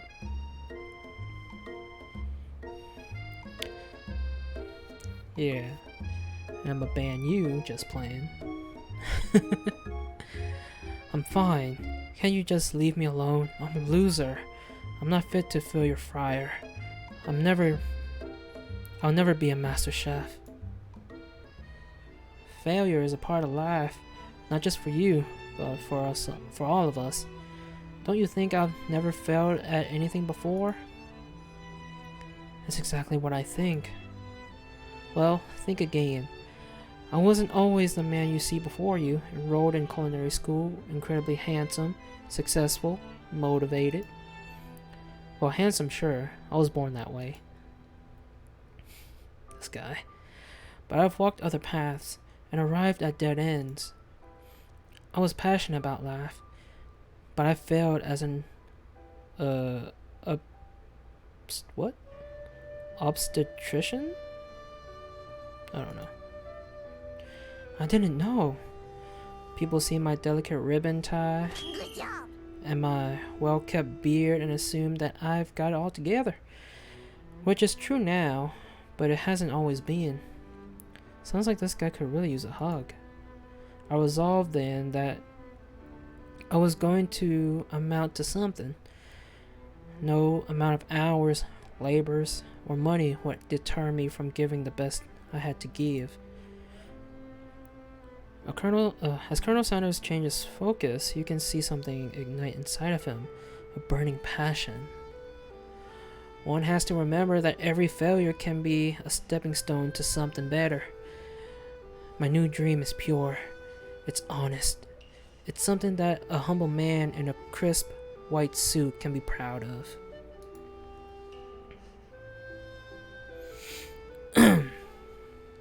Maybe one day, if I can find it. I'll create a new chain of chicken restaurant that will bring joy to the entire world and make up for my past misdeeds. Yay! What the fuck? Where did he come from? He just popped up out of nowhere. Ah, see what I did there?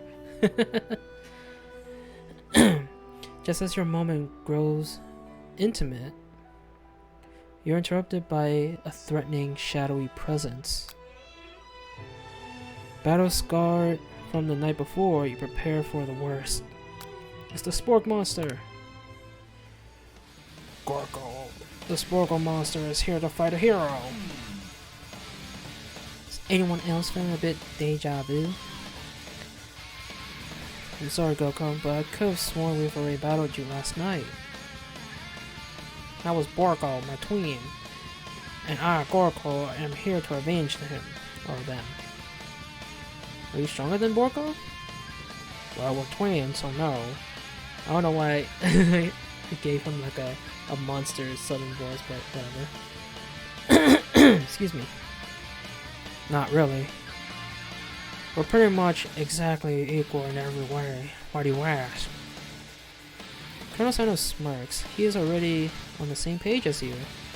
It's just that we beat Borko pretty easily, so I don't think I have, or you have much of a chance. Not to mention, I feel really guilty about that. If I could take it back, I would. I think what Dino's trying to say, what Dino is saying is, can't we just be friends? Life's too short for making enemies. I suppose. We really don't need to fight. We really don't need to fight. It's just that I've got these pointy teeth and claws. All the better for enjoying tasty food. Surely you like to eat, don't we all? Of course I do. Inspiration strikes you and come up with a quick idea. Chomp on this. You toss a biscuit into Gorko's mouth, or open mouth, and he devours it in one gulp. Delicious. You're much nicer than the evil students who once upon a time turned me into this creature who stands here today. Excuse me. I don't believe it. You were human once? Well, no. I was a chihuahua. But I was still a student at the school. Until one day, some mean kids with a magic spellbook cast a dark enchantment on me and I was forever transformed. A magic spellbook? Precisely. Borko used to be a copy?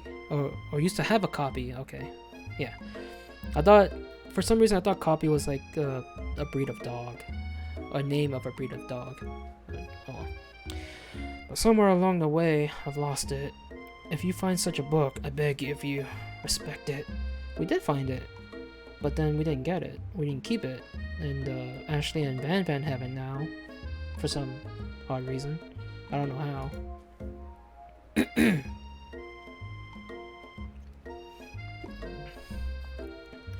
You're a powerful chef, and shouldn't rely on such dark and evil magic.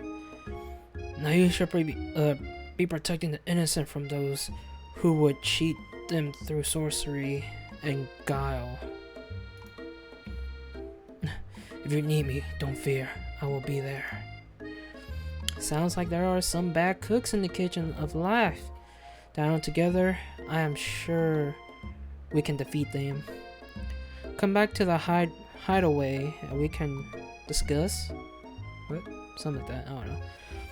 Personal invite? You can't imagine what Colonel Sanders' home must be like, but it sounds like you're about to find out.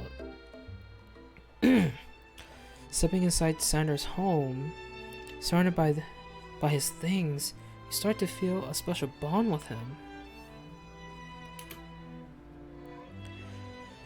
It looks like you have an looks like you live such an exciting life, Colonel Sanders. Is that an urn? It looks like an urn. Is that like an urn of his dad or something? And look at that baby picture. He was born with a mustache and beard, or a goatee. That's funny. Every day can be an adventure if you approach it with the right attitude. Long ago, I made the decision to never stop searching, never stop working, never stop imagining. Have you been working on any new recipes on your own lately? I'm always excited to talk about food with another ambitious chef. Well, there is something. It's just a side dish that I've been tinkering with, trying to find the right balance of flavors and textures. I'm not sure I've nailed it yet, but I'm close. Colonel Sanders' eyes perk up as he starts to wonder what dish you might be describing. It's meant to pair with something spicy or something crispy, both perhaps? Now that you've got him right where you want him, should you reveal your new creation to him, or keep it a secret just for you? Let's reveal it, why not? I don't know. You decide that you're as ready as you'll ever be to share your original cooking with Colonel Sanders. Before you can talk yourself out of it, you decide to dive in head first. You reach into your lunch bag for a special dish that you've been keeping in ice all day. I present to you my original coleslaw. Ooh, pretty. The shredded cabbage dish glistens in the light of Colonel Sanders' Lux Hall hideaway. Magnificent. Together you chow down on the creamy slaw until a spoonful remains in the bowl. You love coleslaw? I don't really like coleslaw. Do you mind if I hold on to the last bite? I like to have it around so that I can admire its taste later and think back on this moment. Creamy slaw. You can offer to make him more, but he seems like a very sentimental kind of guy. Sure, why not? Please, make yourself comfortable. I'll be back in just a moment. You realize that now would be the perfect time to do some snooping. Around the room are various items that you can look closer at. Each item seems to radiate memories and emotions. Tap on an item to discover more about the Colonel. Ooh. So we got the chicken. It looks like a comb, a candle, the urn, the pictures here, and then whatever this is over here. Alright, let's do the chicken first. Oh, and we got the lake outside. Let's do the chicken first. You notice a very realistic stuffed chicken sitting on a corner table. When you pick it up, you realize it isn't just realistic, it's real. What the fuck? Taxidermy? Must have been important to Colonel Sanders when it was alive. A little note clipped to the chicken's foot reads, "The true state bird of the great state of Kentucky." What do you prefer, dark or white? For chicken? For chicken, I think I prefer white.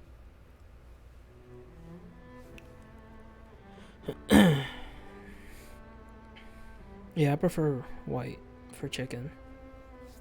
Alright.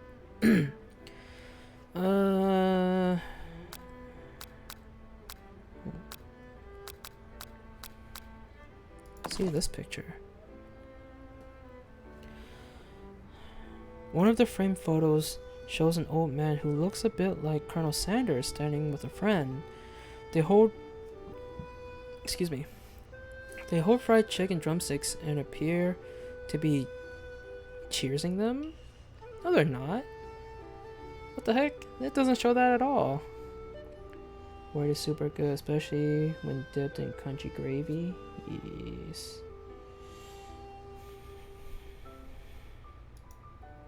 You look closely and see that there is a short inscription. I wonder who my friend Pete is.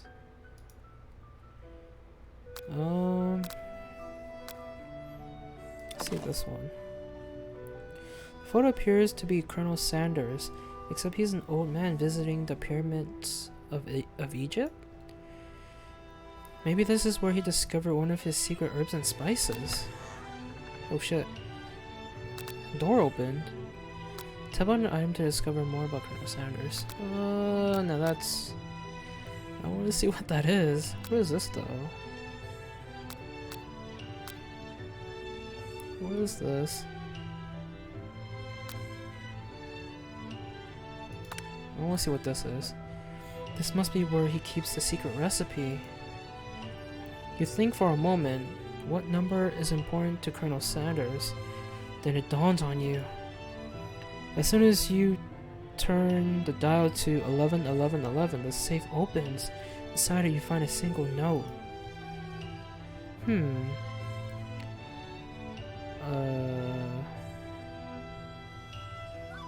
Can chicken be prepared sashimi style? What?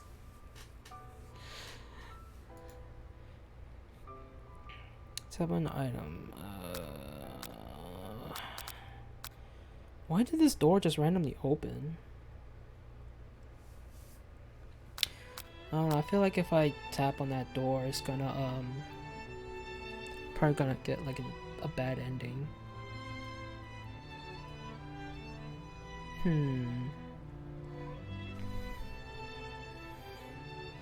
Or not, yeah, I don't know. See this picture.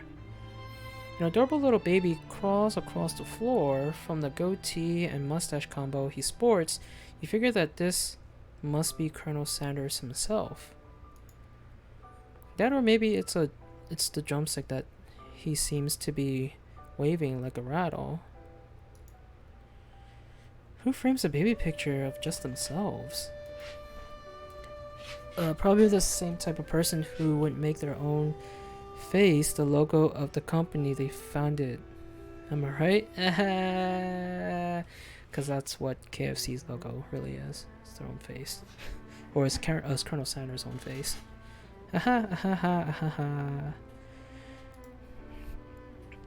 Alright. This. Take a closer look at the large urn sitting on a nearby pedestal. There's a plaque on it. It's dusty, but when you wipe it off, you can read the inscription. It says, Here lie the ashes of all my past careers and business failures." Poor guy.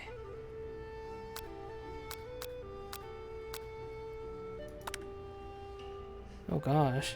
There's a piece of it looks like his mustache, maybe? A lock of silver hair is woven through the teeth of the comb. Upon further inspection, you realize that the hair therein isn't just silvery in color, it's actually made of spun silver. What? So this scented candle. Scented candle, you pick it up and try to identify the smell. Power tool? Freshly starched collar? Piece of wood floating in the lake? Or in a lake? Summer of 69? No. It's one of the secret recipe ingredients. It's... Oh yeah, he did tell us what it is. It's just... Oh yeah, I forgot. It didn't really show us what the ingredient was, but he just told... He did tell us. Okay. I remember that part.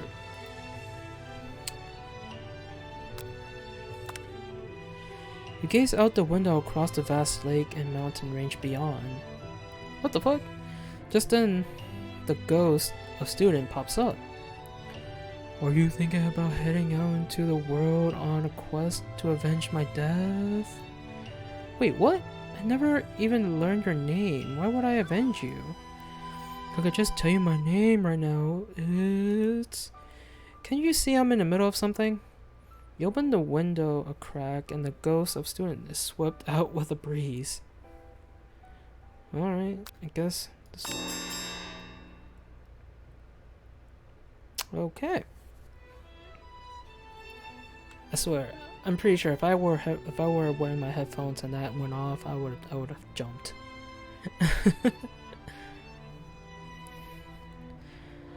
You open the door to Colonel Sanders' closet and find a row of his signature white suits hanging within. You take one off its hanger and try it on. The jacket, it's a bit big for you, but it's soft and comfortable. You give yourself a deep hug, breathing in his scent. They say that home is where the heart is, and is this what they meant? Before you can look any further, you hear Colonel Sanders returning. He has a new dish that he has been working on, and he wants you to taste it. You try to act casual until he asks you why you were wearing his jacket. Aw. I don't usually loan those out, but I must say, it does look good on you. Oh crap, the jacket. You forgot to take it off. You decide that now is the moment to make a big move. You tell him you're cold, you fess up and tell the truth.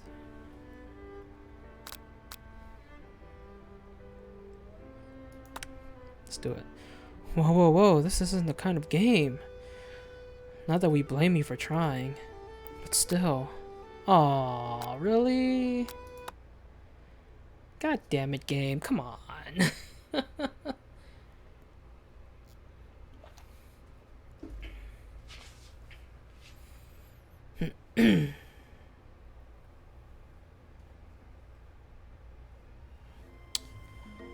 Oh no.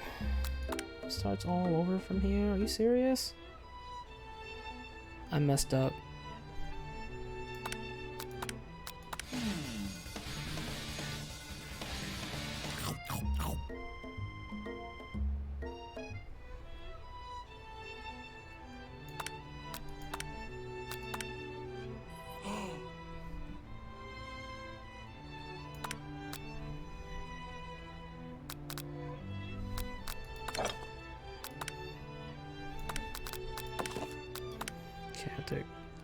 I have to tap on these.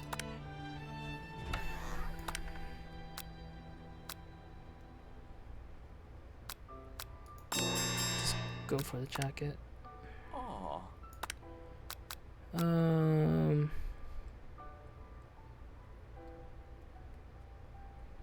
we save here and see what happens? Oh, it looks like we can't save. That's lame. Oh, maybe because it's, you know, too short of a game to actually save, I guess. Let's fess up and tell the truth. I think I've developed feelings for you. I'm not sure that my big chicken dreams have left any room in my life for romance right now. Hey Eli, welcome to the stream. How are you? Overwhelmed, you take off the jacket and run for the door. But the thought of leaving Colonel in the midst of such an emotional breakthrough gives you pause. You stop yourself. Colonel? Yes, Dino? I honestly think this may be the beginning of something wonderful. I think you're right. We should take things slow. You talk late into the night and drift off into a slumber. Dream sequence. Oh boy. This is weird.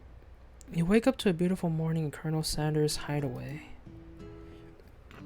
Excuse me. Did you make the right decision on how to respond to Colonel Sanders? Only time will truly tell. Today is a day that could change the rest of your life. You think about the new secret ingredient you just learned about. In some jurisdiction, blank isn't even legal. But if the recipe is a secret, how will they know? Your thoughts are interrupted when Colonel Sanders emerges into the room. He's holding a gorgeously plated breakfast, and your mouth waters at the sight of it. Here's a simple breakfast I just whipped up. One drumstick and a biscuit with butter on them. Looks pretty. It's meticulous. You taste Colonel Sanders' food and it takes you on a journey. When you return, he's waiting to ask you an important question. So, would you say that they're the perfect match? How presumptuous. My cuisine and your taste buds, that is. Such confidence, such grace. could be the world's greatest gift to cookery?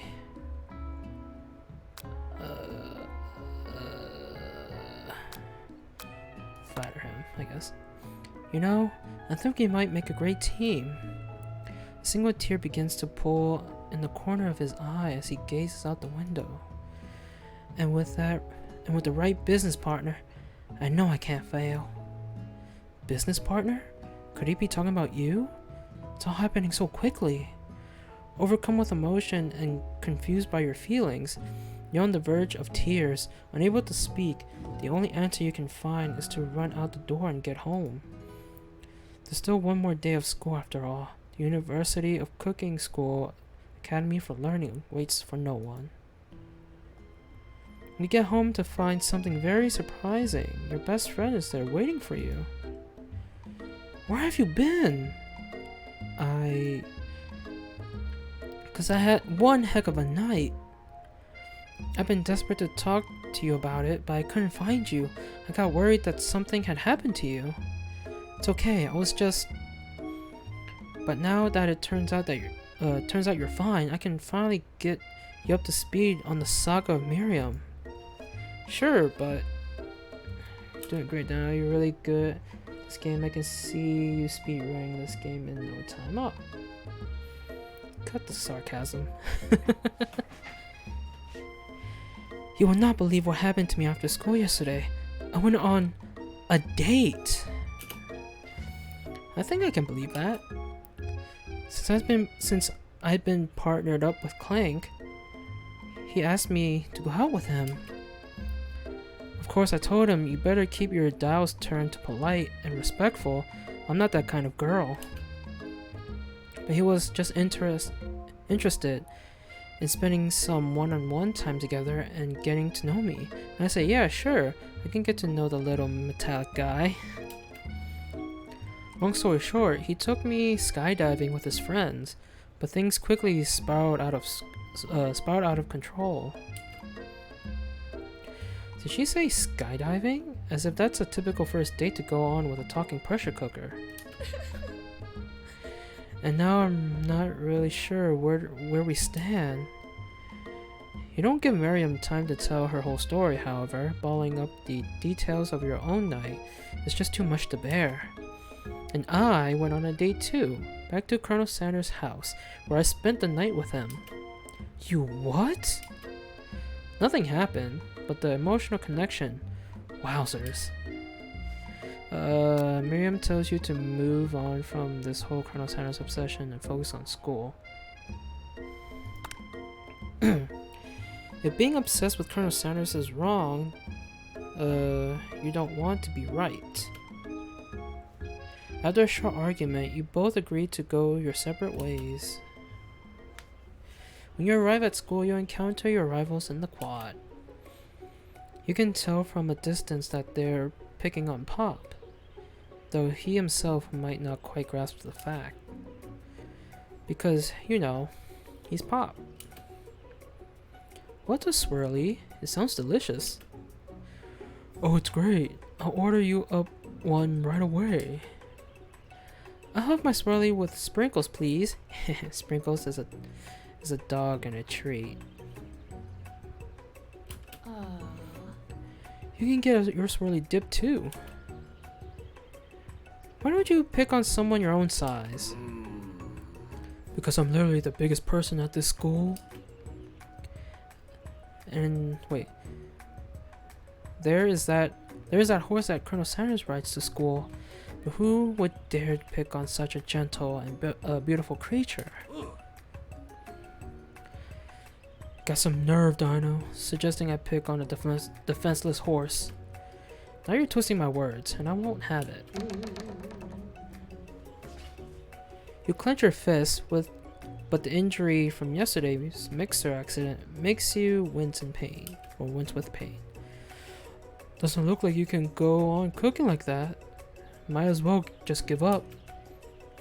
I'll never give up. Ever. Colonel Sanders arrives just as it appears things are close to boiling over. A naturally intuitive person, he senses that something has been going on. Is everyone excited for the final day of school? Dano, how's that hand feeling? I'm sure you'll be back in fine form by this afternoon. Hope you're having fun, playing Final Fantasy.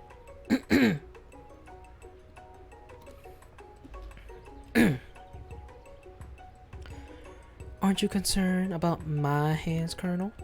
Yesterday I almost broke a nail winning so hard. Technically, I don't believe a winner was decided, but your presentation was quite impressive. I already have the mounts. It's more for Nessa's fun. Well, I mean, you can still have fun playing with friends, you know? What is he doing complimenting her? But what about the flavor of my delicate, warm, gooey chocolate sauce? It was clear that you're passionate about how your food is received. That's a lot of words to say. Wait, that's a lot of words to say. It was bland. Excuse me, Dano. I am more than capable enough to speak for myself. Maybe you could tell me more of your thoughts as we walk in the class, Colonel?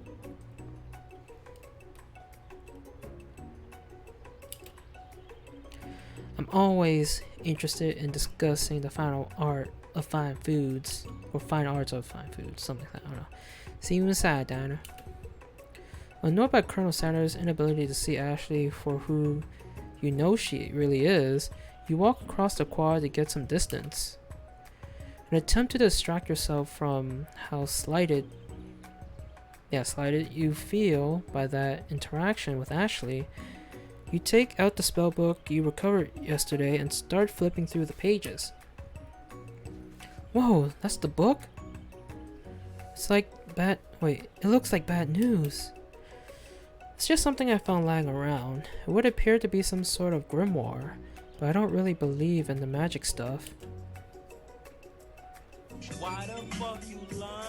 A grimoire? Like a book of spells? I don't know. Who would spend so much time decorating a magic book if it weren't really powerful? I can think of one surefire way to find out.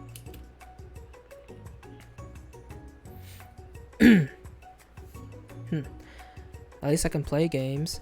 Homer. You open a page covered with arcane warnings. Cast only in case of extreme emergency. It says around the edges of the page. I could use a spell here that says it will erase anyone I choose from all of my memories. If I scrub out Colonel Sanders, it would probably help me focus better on the upcoming final exam. You know I'm just playing. That is way drastic. Couldn't you do something else, like anything else? Not rooted in dark magic? Maybe tie a string around her finger, your finger? Okay, fine. It is drastic. But desperate times calls for desperate measures. You've got a memory erasing spell sitting right in front of you, and a pretty good excuse to try it out. We're not gonna do it. Nope. You take your friend's advice and put the book away. It's almost time for class. Sprinkles is already in the room, waiting for the students to arrive. He clears his voice to make a quick announcement. I want you all to know I feel something of a dog moment coming on, but I assure you it's nothing to be afraid of. His cute little nose scrunches up, and he begins to breathe quickly. He must be hungry. Reach for some old homework to give him as a snack. Those can be rather unpredictable, especially when it goes wait to see what happens. Let's see what happens. Sprinkle stops in his tracks. He focuses in on the window. The room is deadly silent. When you follow his gaze, you see a tiny orange squirrel perched on the cherry tree outside. Sprinkles turns feral and runs to the window of the classroom. He begins barking uncontrollably at the squirrel outside. Terrence? I told you never to come back here. Terrence, I will destroy you, Terrence. the fuck? Sprinkles is barking ferociously, drool flying off of his face. The squirrel looks over, but he doesn't say anything back. You wonder, is that even a talking squirrel? Who named him Terrence? Better not show your chubby cheeks around here ever again. After Sprinkles is satisfied that his presence has been felt by not only Terrence, but any other squirrel in hearing distance, he returns to his professional tone. I apologize for that outburst. This actually brings up an important point. Thank you, Dino, for reminding me to dole out this indispensable bit of wisdom. You see... Hey, take a pill, welcome to the stream, how are you? I am playing a dating sim that's based off of KFC. A KFC dating sim. I wanted to try it out, but it's a short game, so this will be the only night I'll be playing it anyway. It's free also on Steam. But before he can go any further, Miriam's love drama spills over into the class. Sprinkles is interrupted by words and sparks coming from the back of the room. Excuse me.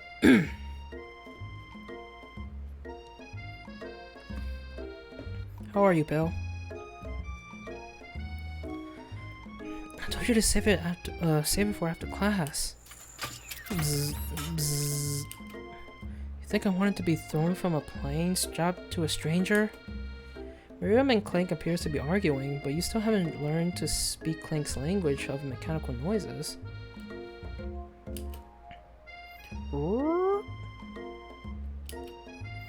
But no, you had to show off to your cool kid friends, Jeff and Joan. J and J forever? Watch us from a triangle in mid-air as we descend.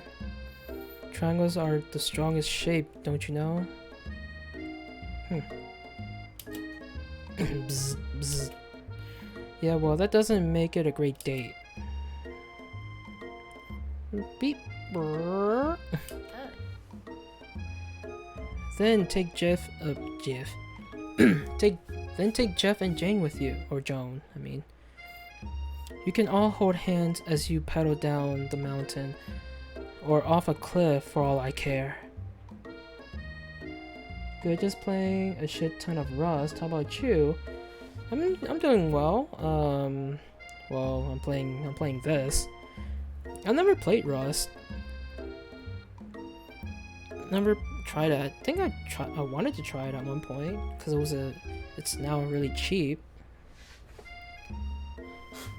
Right? Isn't Rust a cheap game, or am I thinking of a different game? I don't remember. But yeah, yeah.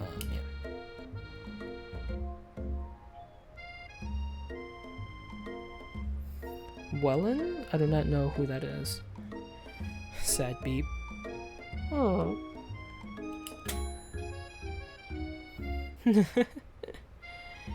Ellen?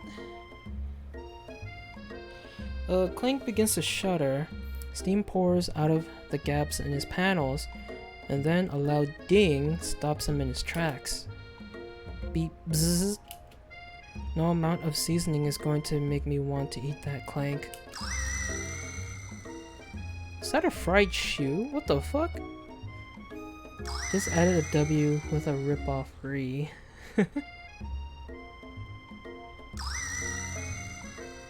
What the fuck? Clank burps out a completely deep-fried sneaker, considering that he himself has wheels, not feet. It's not entirely clear where it came from. In terms of deep-fried... wait. I think there's a typo. In terms of deep friend footwear, I guess it looks okay? Clank slowly rolls out of the room to be alone with his shoe. Everyone tries to pretend like they didn't see the entire thing go down. Nothing like a loud public breakup to cast a pall over the final day of school. Someone behind you trying to get your attention. Huh. Nothing like oh yeah, I read that. Well, that was unfortunate.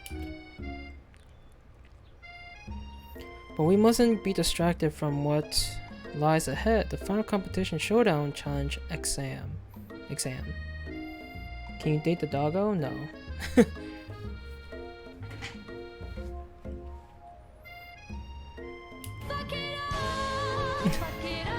I'm sorry. You can't. If there was someone really behind me, I would be terrified. Don't play it. I have 3,000 hours and I have broke a lot of stuff in range. The Khanit is good though. I think it's on sale for like $10. What's Khanit? What is that? I've never heard of that. I'm still working on the title, but I think you get it. Test time approaches. See you all in the arena. Oh, the content.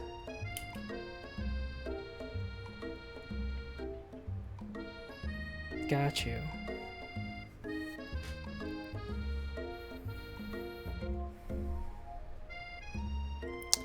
But before you can think about your upcoming competition, there's a very beautiful soul nearby in need of a pep talk.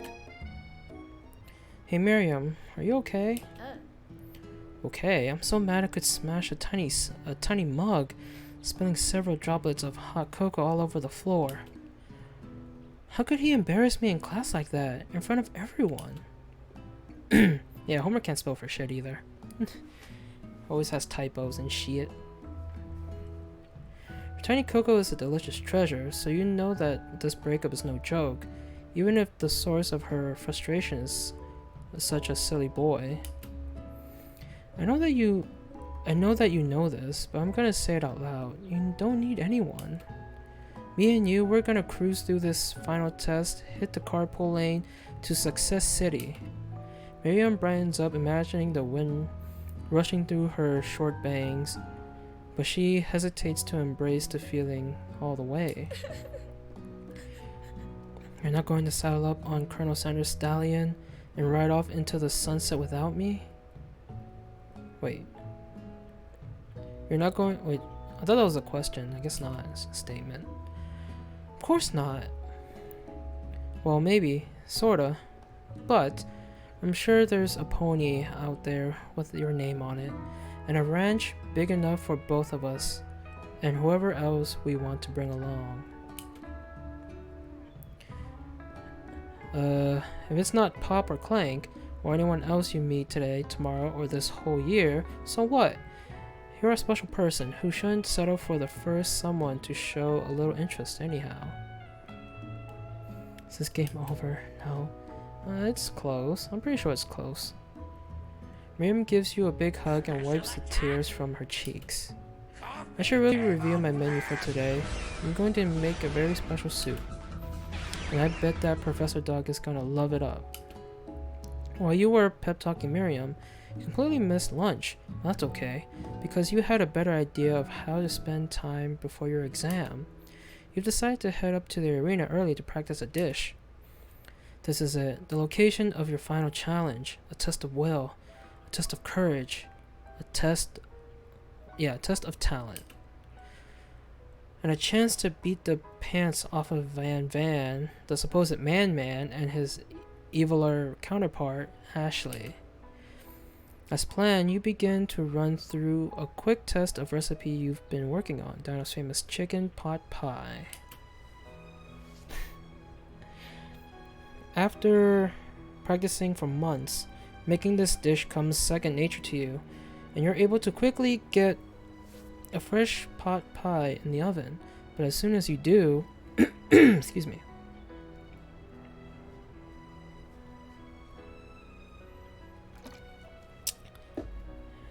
You know damn well this game doesn't have PvP. You're just asking it for a reaction, Homer. Your cram session is interrupted by Colonel Sanders. Daniel, what are you doing here? There's still time before the final exam. Oh, just taking it all in. I'm big into visualizing success. I'm looking at my station and picturing victory. The pot pie has begun to bake, and the smell is slowly filling the space around you. Visualizing, huh? That's too bad. I was hoping you were here cooking something delicious. You usually happily share your food with anyone who is hungry, but the last time you let Colonel Sanders get in your head, it cost you a cook-off. You decide that it's time to put your cooking above your romantic desires, but that decision gets hard to stick to when the timer goes off behind you. Ignore it like there was no sound at all. Fess up about your practice dish.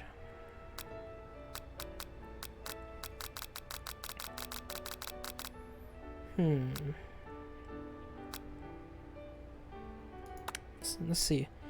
Did you hear that? Hear what? I distinctly heard a bell chime. Somebody must be training Sprinkles to do a trick. I bet his mouth is watering. Strange. I was going to say that my mouth was watering. Alas, I have to look somewhere else for something tasty to put in it. Smoke begins billowing out of the oven, filling the arena around you. Yep, I guess you will. I'll leave you to it then. Happy visualizing. A disappointed Colonel Sanders leaves the arena. When the coast is clear, you finally open the oven to find your practice pie has been reduced to ash. Smells like lunch. Beat it, Pop. There's no time left. The final showdown is about to begin. Sprinkles lays down the ground rules. Well, damn. Freaking music picked up. There are no rules, that is, except to cook with everything you've got. You step up for the cook-off of a lifetime. You decide that mac and cheese plus the pot pie you've been practicing are just the dishes that will put you over the edge to victory. Meanwhile, both Van Van and Ashley are prepping wildly elaborate dishes per their usual over-the-top selves.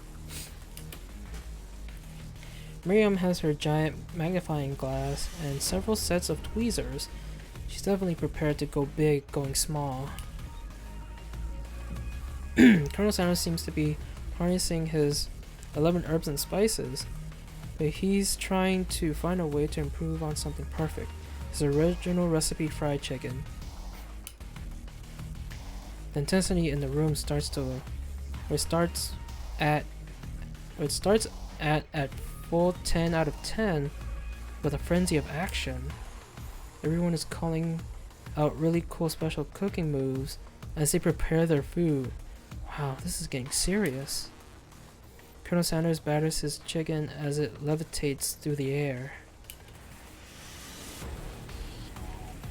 Egg wash. Heck, Miriam furiously injects ingredients into an itty bitty pot of broth. Best friend bastard blaster. What the fuck? What is this, like Pokemon? Van Van flexes his pectorals as he chops open a sea urchin. Let's rock and roll. Ashley scoops her pastries off the tray with lightning speed. Shallow personality spatula. Even Clink gets in on it. 5 thou pressure point chicken cooking technique. Wait, he talks? Wait, when did Clank learn to speak English? Yeah, that's my thought exactly. It's a singularity. That's what we're told. We mustn't let it happen, or the appliances uprising will take us all. Self-destruct. Oh? Bevan quickly unplugs Clank and rolls him out the back door of the arena. As you frantically prepare your dish, you notice Ashley has her spellbook out. Is she going to use some dark magic to turn the tide? You've got a book of your own, and you're desperate not to see her win another battle. Should you take this opportunity to fight magic with magic, even if it's almost certainly evil magic? Nah, let's do this. Who needs magic when you've got passion? I'm going to do it the hard way. Colonel Sanders sees that you've chosen to win on your own terms, and he gives you a subtle wink from across the room. I believe in you, Dino. Miriam notices too. And I've always believed in you, Dino, since we were little kids, because I'm your best friend forever. You turn to notice that Miriam is at your station cheering for you. Miriam, what about your dish? If you're here cheering, who's cooking? Tiny food, short cook time. And I'm actually already done, so I thought I'd help you. Well, that's sweet, but Miriam tosses a handful of spices directly into your boiling noodles. It's a secret ingredient. However, she doesn't know that you lied and the ingredient was made up. And where in the world did she get eye of newt from? The boiling pot explodes, sending Miriam flying backwards. The watery noodles begin to swirl in the air, bubbling up into a dark cloud that thickens and congeals before your very eyes. It is I, Steve, the spork monster. Steve? Wait, what happened to Gorko? You're not here to battle me, are you? We spork monsters are many. I think Gorko had the day off, but you have conjured Steve, and I hate to battle. I'd say you're doing pretty alright. Oh hey, you're in the middle of a cooking competition. I love this stuff. It's better than TV. You crazy kids and your culinary skills really impress me. Mind if I hang out? I'm sorry, Steve, but I'm kind of in the middle of something. Do you mind? Spork is... What? Spork is this spoon fork hybrid? Yes. Yeah, spork is it's basically both a fork and a spoon. As you can see, like on the monster, like that's actually what a spork looks like. It's basically a spoon with like sharp tips to make it a fork also, you know? Have you ever watched the movie Master of Cookery? I have not. Steve the Spork Monster notices that you've got the grimoire stashed beneath your cooking station. I see what you're up to. Crisscross some magical items and accidentally summon me, huh? Yeah, you guessed it, sorta. If you're here, would you mind tossing some fresh noodles in the pot of salted water? I'd love to. I've always wanted to be the top chef, actually. You know, when I was just a little spork pup back in the old country. You can feel Spork Monster winding up to tell a very long and involved story. You don't know exactly where they came from, but it seemed like it was probably lonely there. But is it from a renowned chef or something? Stephen Chow movie? Interesting. Actually, you know what? Maybe you should watch from the stands. I really need to focus on this competition. I understand. It's kind of like that time in monster school that I had fallen asleep during scare tactics class when I woke up. You toss a serious stare at Steve and he takes the hint. Never mind, I'll tell you later. Good luck. Having suffered this huge setback, you don't know how you could ever win. Use some extra power from deep down within yourself. Let's do that. Whatever. I've seen Kung Fu Hustle. Kung Fu Hustle is hilarious and awesome. I can do this. I have what it takes. I came here to win. Your hair turns mac and cheese orange as culinary energy flows through your body. Wait, so did I turn Super Saiyan? What the hell? That's the one with the fabulous cow, right? I don't think I've ever watched it for any scenes. Fabulous cow, what?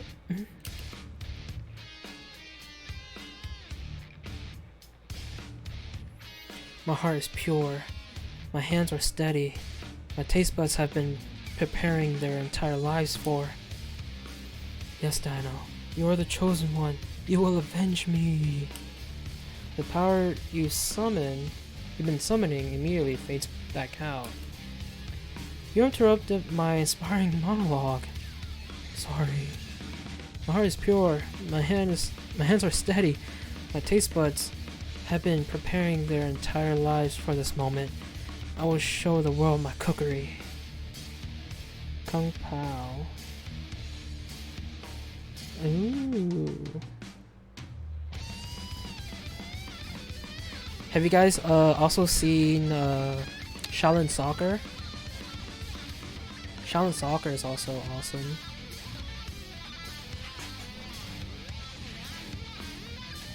That's another Stephen Chow movie, I believe.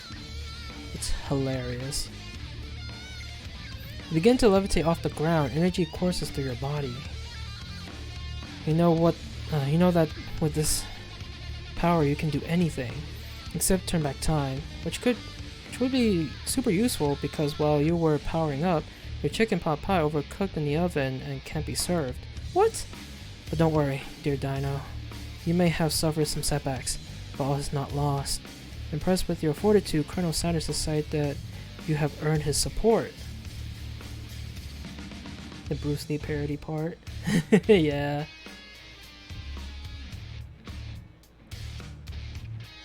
I've been watching you today, and I must say, I'm truly impressed. You've been thinking on your feet and rolling with the punches. He steps up to your station and stands right beside you. I'm here to help. And if all you've managed to make is mac and cheese, and time is almost up, so you're going to need it. Colonel Sanders, what about the test? What will happen to you? What about the rules?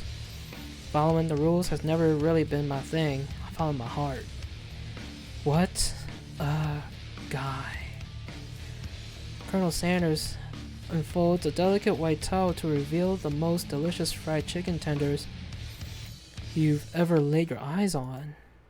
And besides, sometimes unexpected combinations can have surprising effects that surpass their individual efforts. Are you suggesting if we combine forces, we can form the perfect food union? Time's up, students. With time expired, it's the moment everyone has been waiting for.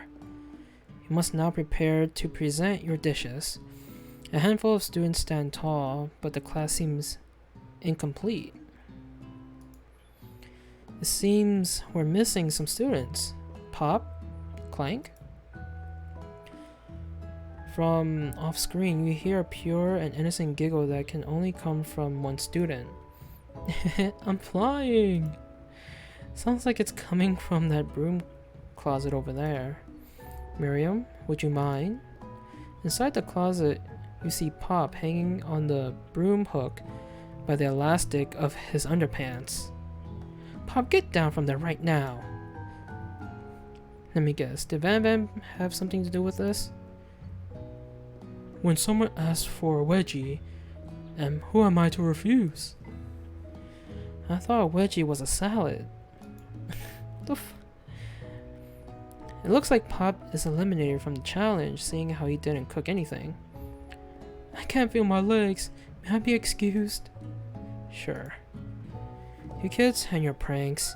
I must say, it's not the worst prank in UCSAL history, but it's not exactly yearbook material.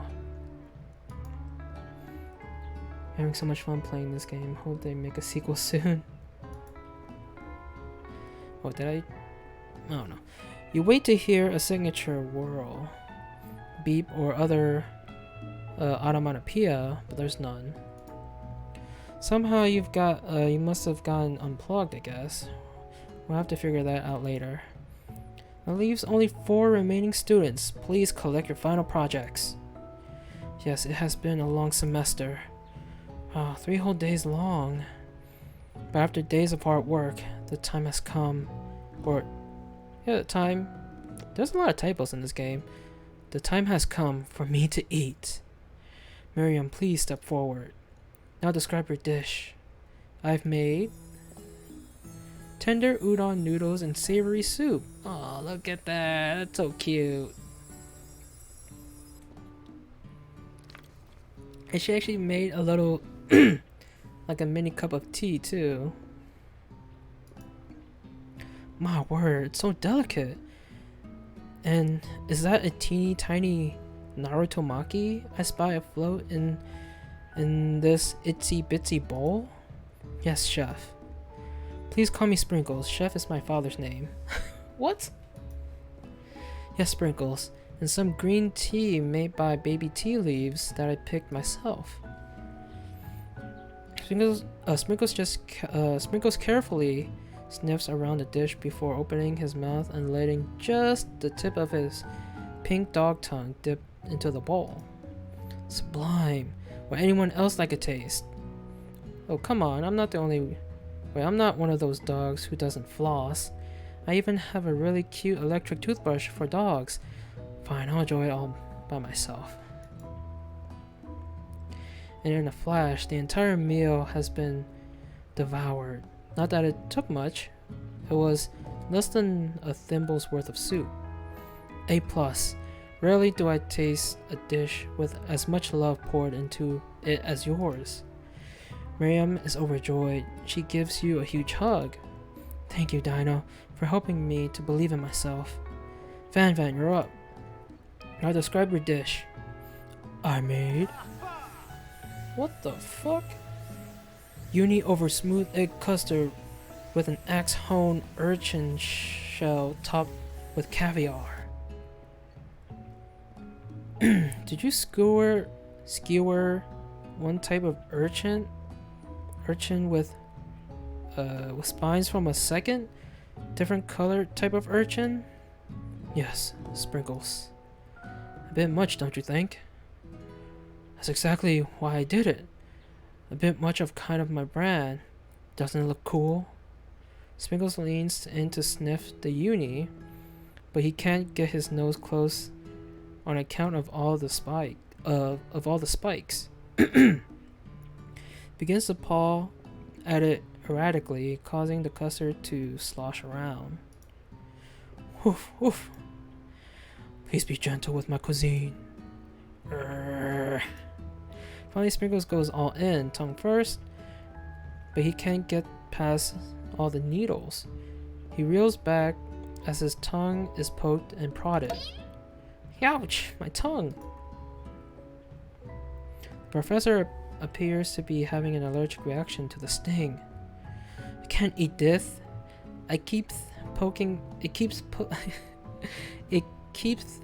my tongue. Disqualified.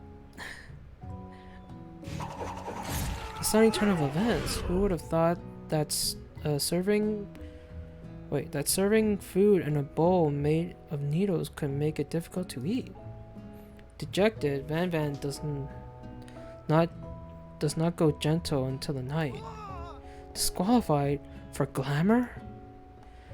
Don't discount what? Simplicity? Oh, simplicity. I think that's simplicity, yeah. Something like that. This isn't the last you've heard of me. Before forcing us to endure his swollen tongue for another moment, Sprinkles graciously laps up a bowl of milk. I know. Yeah, I'm a dog and I drink milk. Get over it. Sometimes it helps calm my agitated tongue. Next student, Ashley. It's time to step up. Now, describe your dish. I made orange blossom Turkish delight in a light rose water syrup topped with French meringue? I don't know. And connected by sugar glass. That's fancy, I gotta say. That actually doesn't sound too bad. Indeed, it's quite delightful. However, I ask that you please refrain from eating it or attempting to taste it in any way. It's very fragile and meant to be a display piece. Don't eat the food at a cooking school? Got toast in your ears or something, Dino? I told you it's a display piece. Actually, I must say, it is beautiful. However, this is a cooking competition at a cooking school. Yeah, which is why I cooked it. And did an extremely good job cooking it, too. I didn't realize that we were having an eating exam. Who developed this game? KFC. Or another, I forgot what the other... No, it's published by KFC, but developed by, I don't know. I don't know who made the game, but, you know. If I wanted to be judged on eating, I'd go to the College of Eating, School for the Hungry.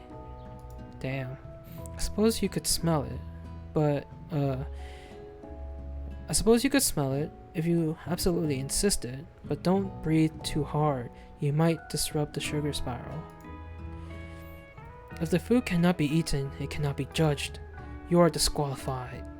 Rage overtakes Ashley, and she finally cannot keep her two-faced routine up. Who wouldn't know high-end cuisine if it cooked you? And with that, Ashley storms off to rededicate herself to being the best, but this time without being shackled by trying to be fake nice and liked by everyone. This isn't the last you've heard of me, either. In this class, if this class gets much smaller, I'll be teaching myself. You and Colonel Sanders, the final cooks, step up together. 2 chefs? What began as a bowl of delicious mac and cheese has become something else. Ooh. He examines it closely, sniffing and eyeing the bowl. Uh-oh, I don't have a good feeling about this. Somewhere in the room, a literal drumroll plays. Just when I thought I've seen everything in this kitchen, you give me this thing, and completely blow me away. In my 49 dog years of life, I have never tasted anything so delicious and perfectly balanced. So delicious, in fact, that everyone passes the class. You pass, and you pass, and you get a pass. Everyone gathers around and partakes on the mac and cheese bowl. They all seem to transcend this reality into another dimension. You win! Together, you and Colonel Sanders have made a new menu item. The new menu item is so impressive, even the Van and Ashley... What? Even the Van and Ashley are drawn back in by its magnetic fragrance. Father? What? When they gaze upon your mac and cheese bowl, they admit that they are indeed an excellent chef. Or they admit that you are indeed an excellent chef. Sprinkles declares that you have passed. Everyone has passed. There were supposed to be more battles, but come on, how could they be better than this one? Excuse me. Not that the school year is complete and everyone has graduated, students return for one last assignment, to get their groove on. The cafeteria has been completely redecorated in order to serve as the site of the school's graduation dance. Compared to the massive high-tech cooking arena, the humble decor seems downright cute and cozy. DJ Dog is in the house! Ow, ow, ow! You knew that Sprinkles was a master chef, but also a world-renowned turntablist? Who says you can't teach an old dog new tricks? Oh my god. Oh my god.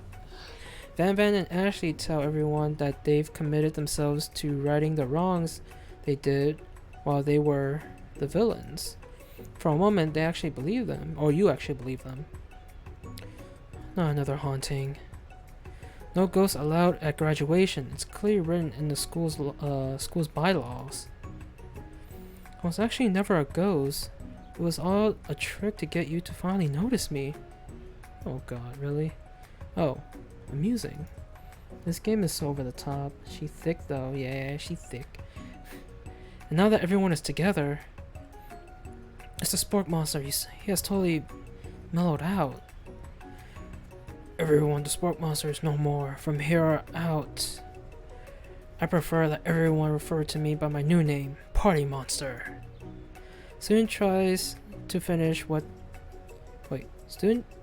Student tries to finish what he had to say, but everyone is too wrapped up talking to Party Monster. Dejected student walks off. I like how we just don't know his name. He's just known as Student.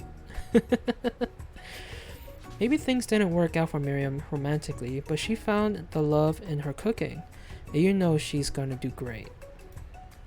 A red carpet rolls out across the floor of the ballroom. It's like a Hollywood movie premiere. Who could command such an entrance? It's Pop. He's arrived late to the dance, but apparently for good reason. Walking the carpet, you see perched atop his dirty chef's hat. A crown? Welcome back, Pop. I know you weren't able to complete the final exam and accept your diploma, so we had it mailed directly to your father. We figured it was the least we could do for the school's dean. Oh, now I get it. And we get a new wing on the school, not to mention the honor of educating the son of the chancellor of such and such. What? The music at the dance is interrupted by the sound of sparking and electrical hissing. Hey, it's Clank. Yeah, it's Clank, who has arrived late to the dance. Of course he did. Everyone's arriving late. Now that I have graduated, I can reveal my truth. Oh, he's still doing the talking thing. I am Clank, and I am not of this earth. I'm actually from a faraway planet in another dimension. What? What? What? I actually feel like I knew it this whole time. Now that I have learned the ways of your kind, I must return. Miriam, will you come with me? I don't know what to say. Besides, no, obviously. I've just begun to learn who I really am. This isn't the time for me to devote my life to figuring out who you are, Clank. You're blown away by Miriam's maturity. It's pretty clear that she has managed to surpass you in that regard. I understand, kind of. Humans are weird. A portal opens up and Clank disappears through it. Finally, Colonel Sanders arrives. What? And he's just wearing this? I thought he'd be wearing like I don't know, a white tuxedo or something. Howdy, classmates. Just like the first day you met him, he has come prepared to feed the entire class. However, it's not enough to just give them a bucket of chicken. This time, it's a full meal. Oh shit! He's too cool for a tux? I guess.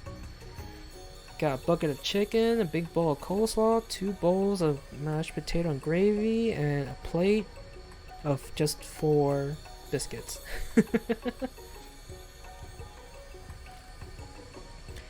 I didn't get to be the most famous chicken man in the history of chicken and man by not reminding people to go out and buy my chicken. The end? No, it's not the end. As everyone feasts on their delicious chicken dinner, Colonel Sanders finds you sitting at the edge of the dance floor. Diana, what are you doing sitting all alone? Oh, you know, just waiting for the right person to ask me to dance. Ah, man, it tricked you, Homer. Ha ha ha ha. I wonder, might you tell me, what are the qualities that you would expect to find in such a lucky person? Off the top of my head, I don't know. Oh, I don't know. A spicy hunk, a tidy goatee, and a degree from the University of Cooking School Academy of Learning, or for Learning, just to name a few. This truly is my lucky day. Would you dance with me? Yes, I would love to. As you glide across the floor hand in hand with Colonel Sanders, The future stretches out in front of you. And once my 100th franchise is up and running, I'll be ready to take a day off, and I'll be so glad to spend it together with you, Dinah. How sweet. We'll work together and play together. Colonel Sanders stops dead in his tracks. Work together? Well, I think this is something I'll need to do by myself. But you will help. Wait, who will help you run your restaurants? I don't believe I need help. Besides, based on your time at school here, do you really think running restaurants is the best path forward? Could it be you found a love connection but failed to earn Colonel Sanders' respect as a chef? Can you live with only half of him? Will you be able to endure sharing him with his other love, the life of an entrepreneur? I suppose I could enroll at pastry school. Oh my dear Diana, I'm sure that you'll find your place eventually. And along the way, you'll have me by your side. The end.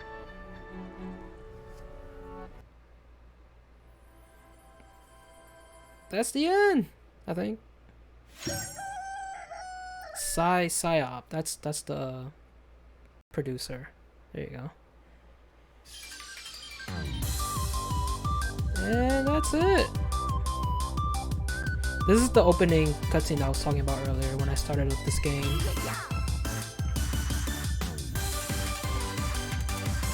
It sucks that it didn't have moving cutscenes.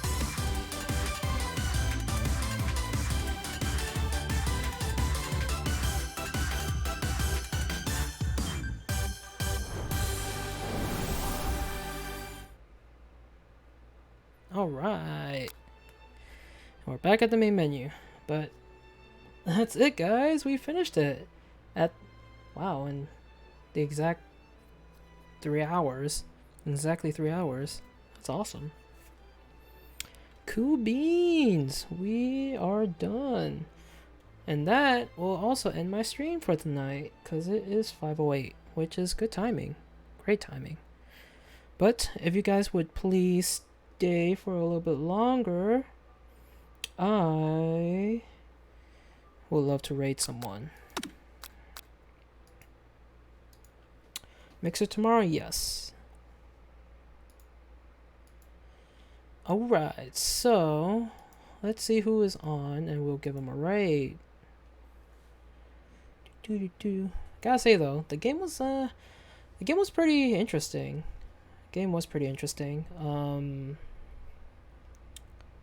The game was really over the top. But I wasn't really that into the game as I thought I would be. But I think it was a pretty fun game. It's free and, free and fun, and short, so yeah. Alright, so we are going to raid. Remy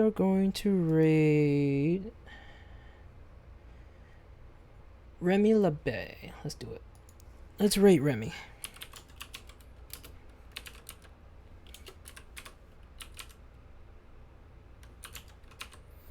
Okay, let's raid Remy here. She is currently playing Apex Legends right now. So let's show her some love, shall we? But everyone, thank you all for stopping by. Thank you all for coming and watching. Hope you guys did enjoy the stream and the game. I'll be back. I'll be streaming on Mixer tomorrow, as I mentioned just moments ago. But yeah, everyone, have a great night or day if it's daytime for you. Enjoy the rest of your weekend. Have a fun and relaxing weekend.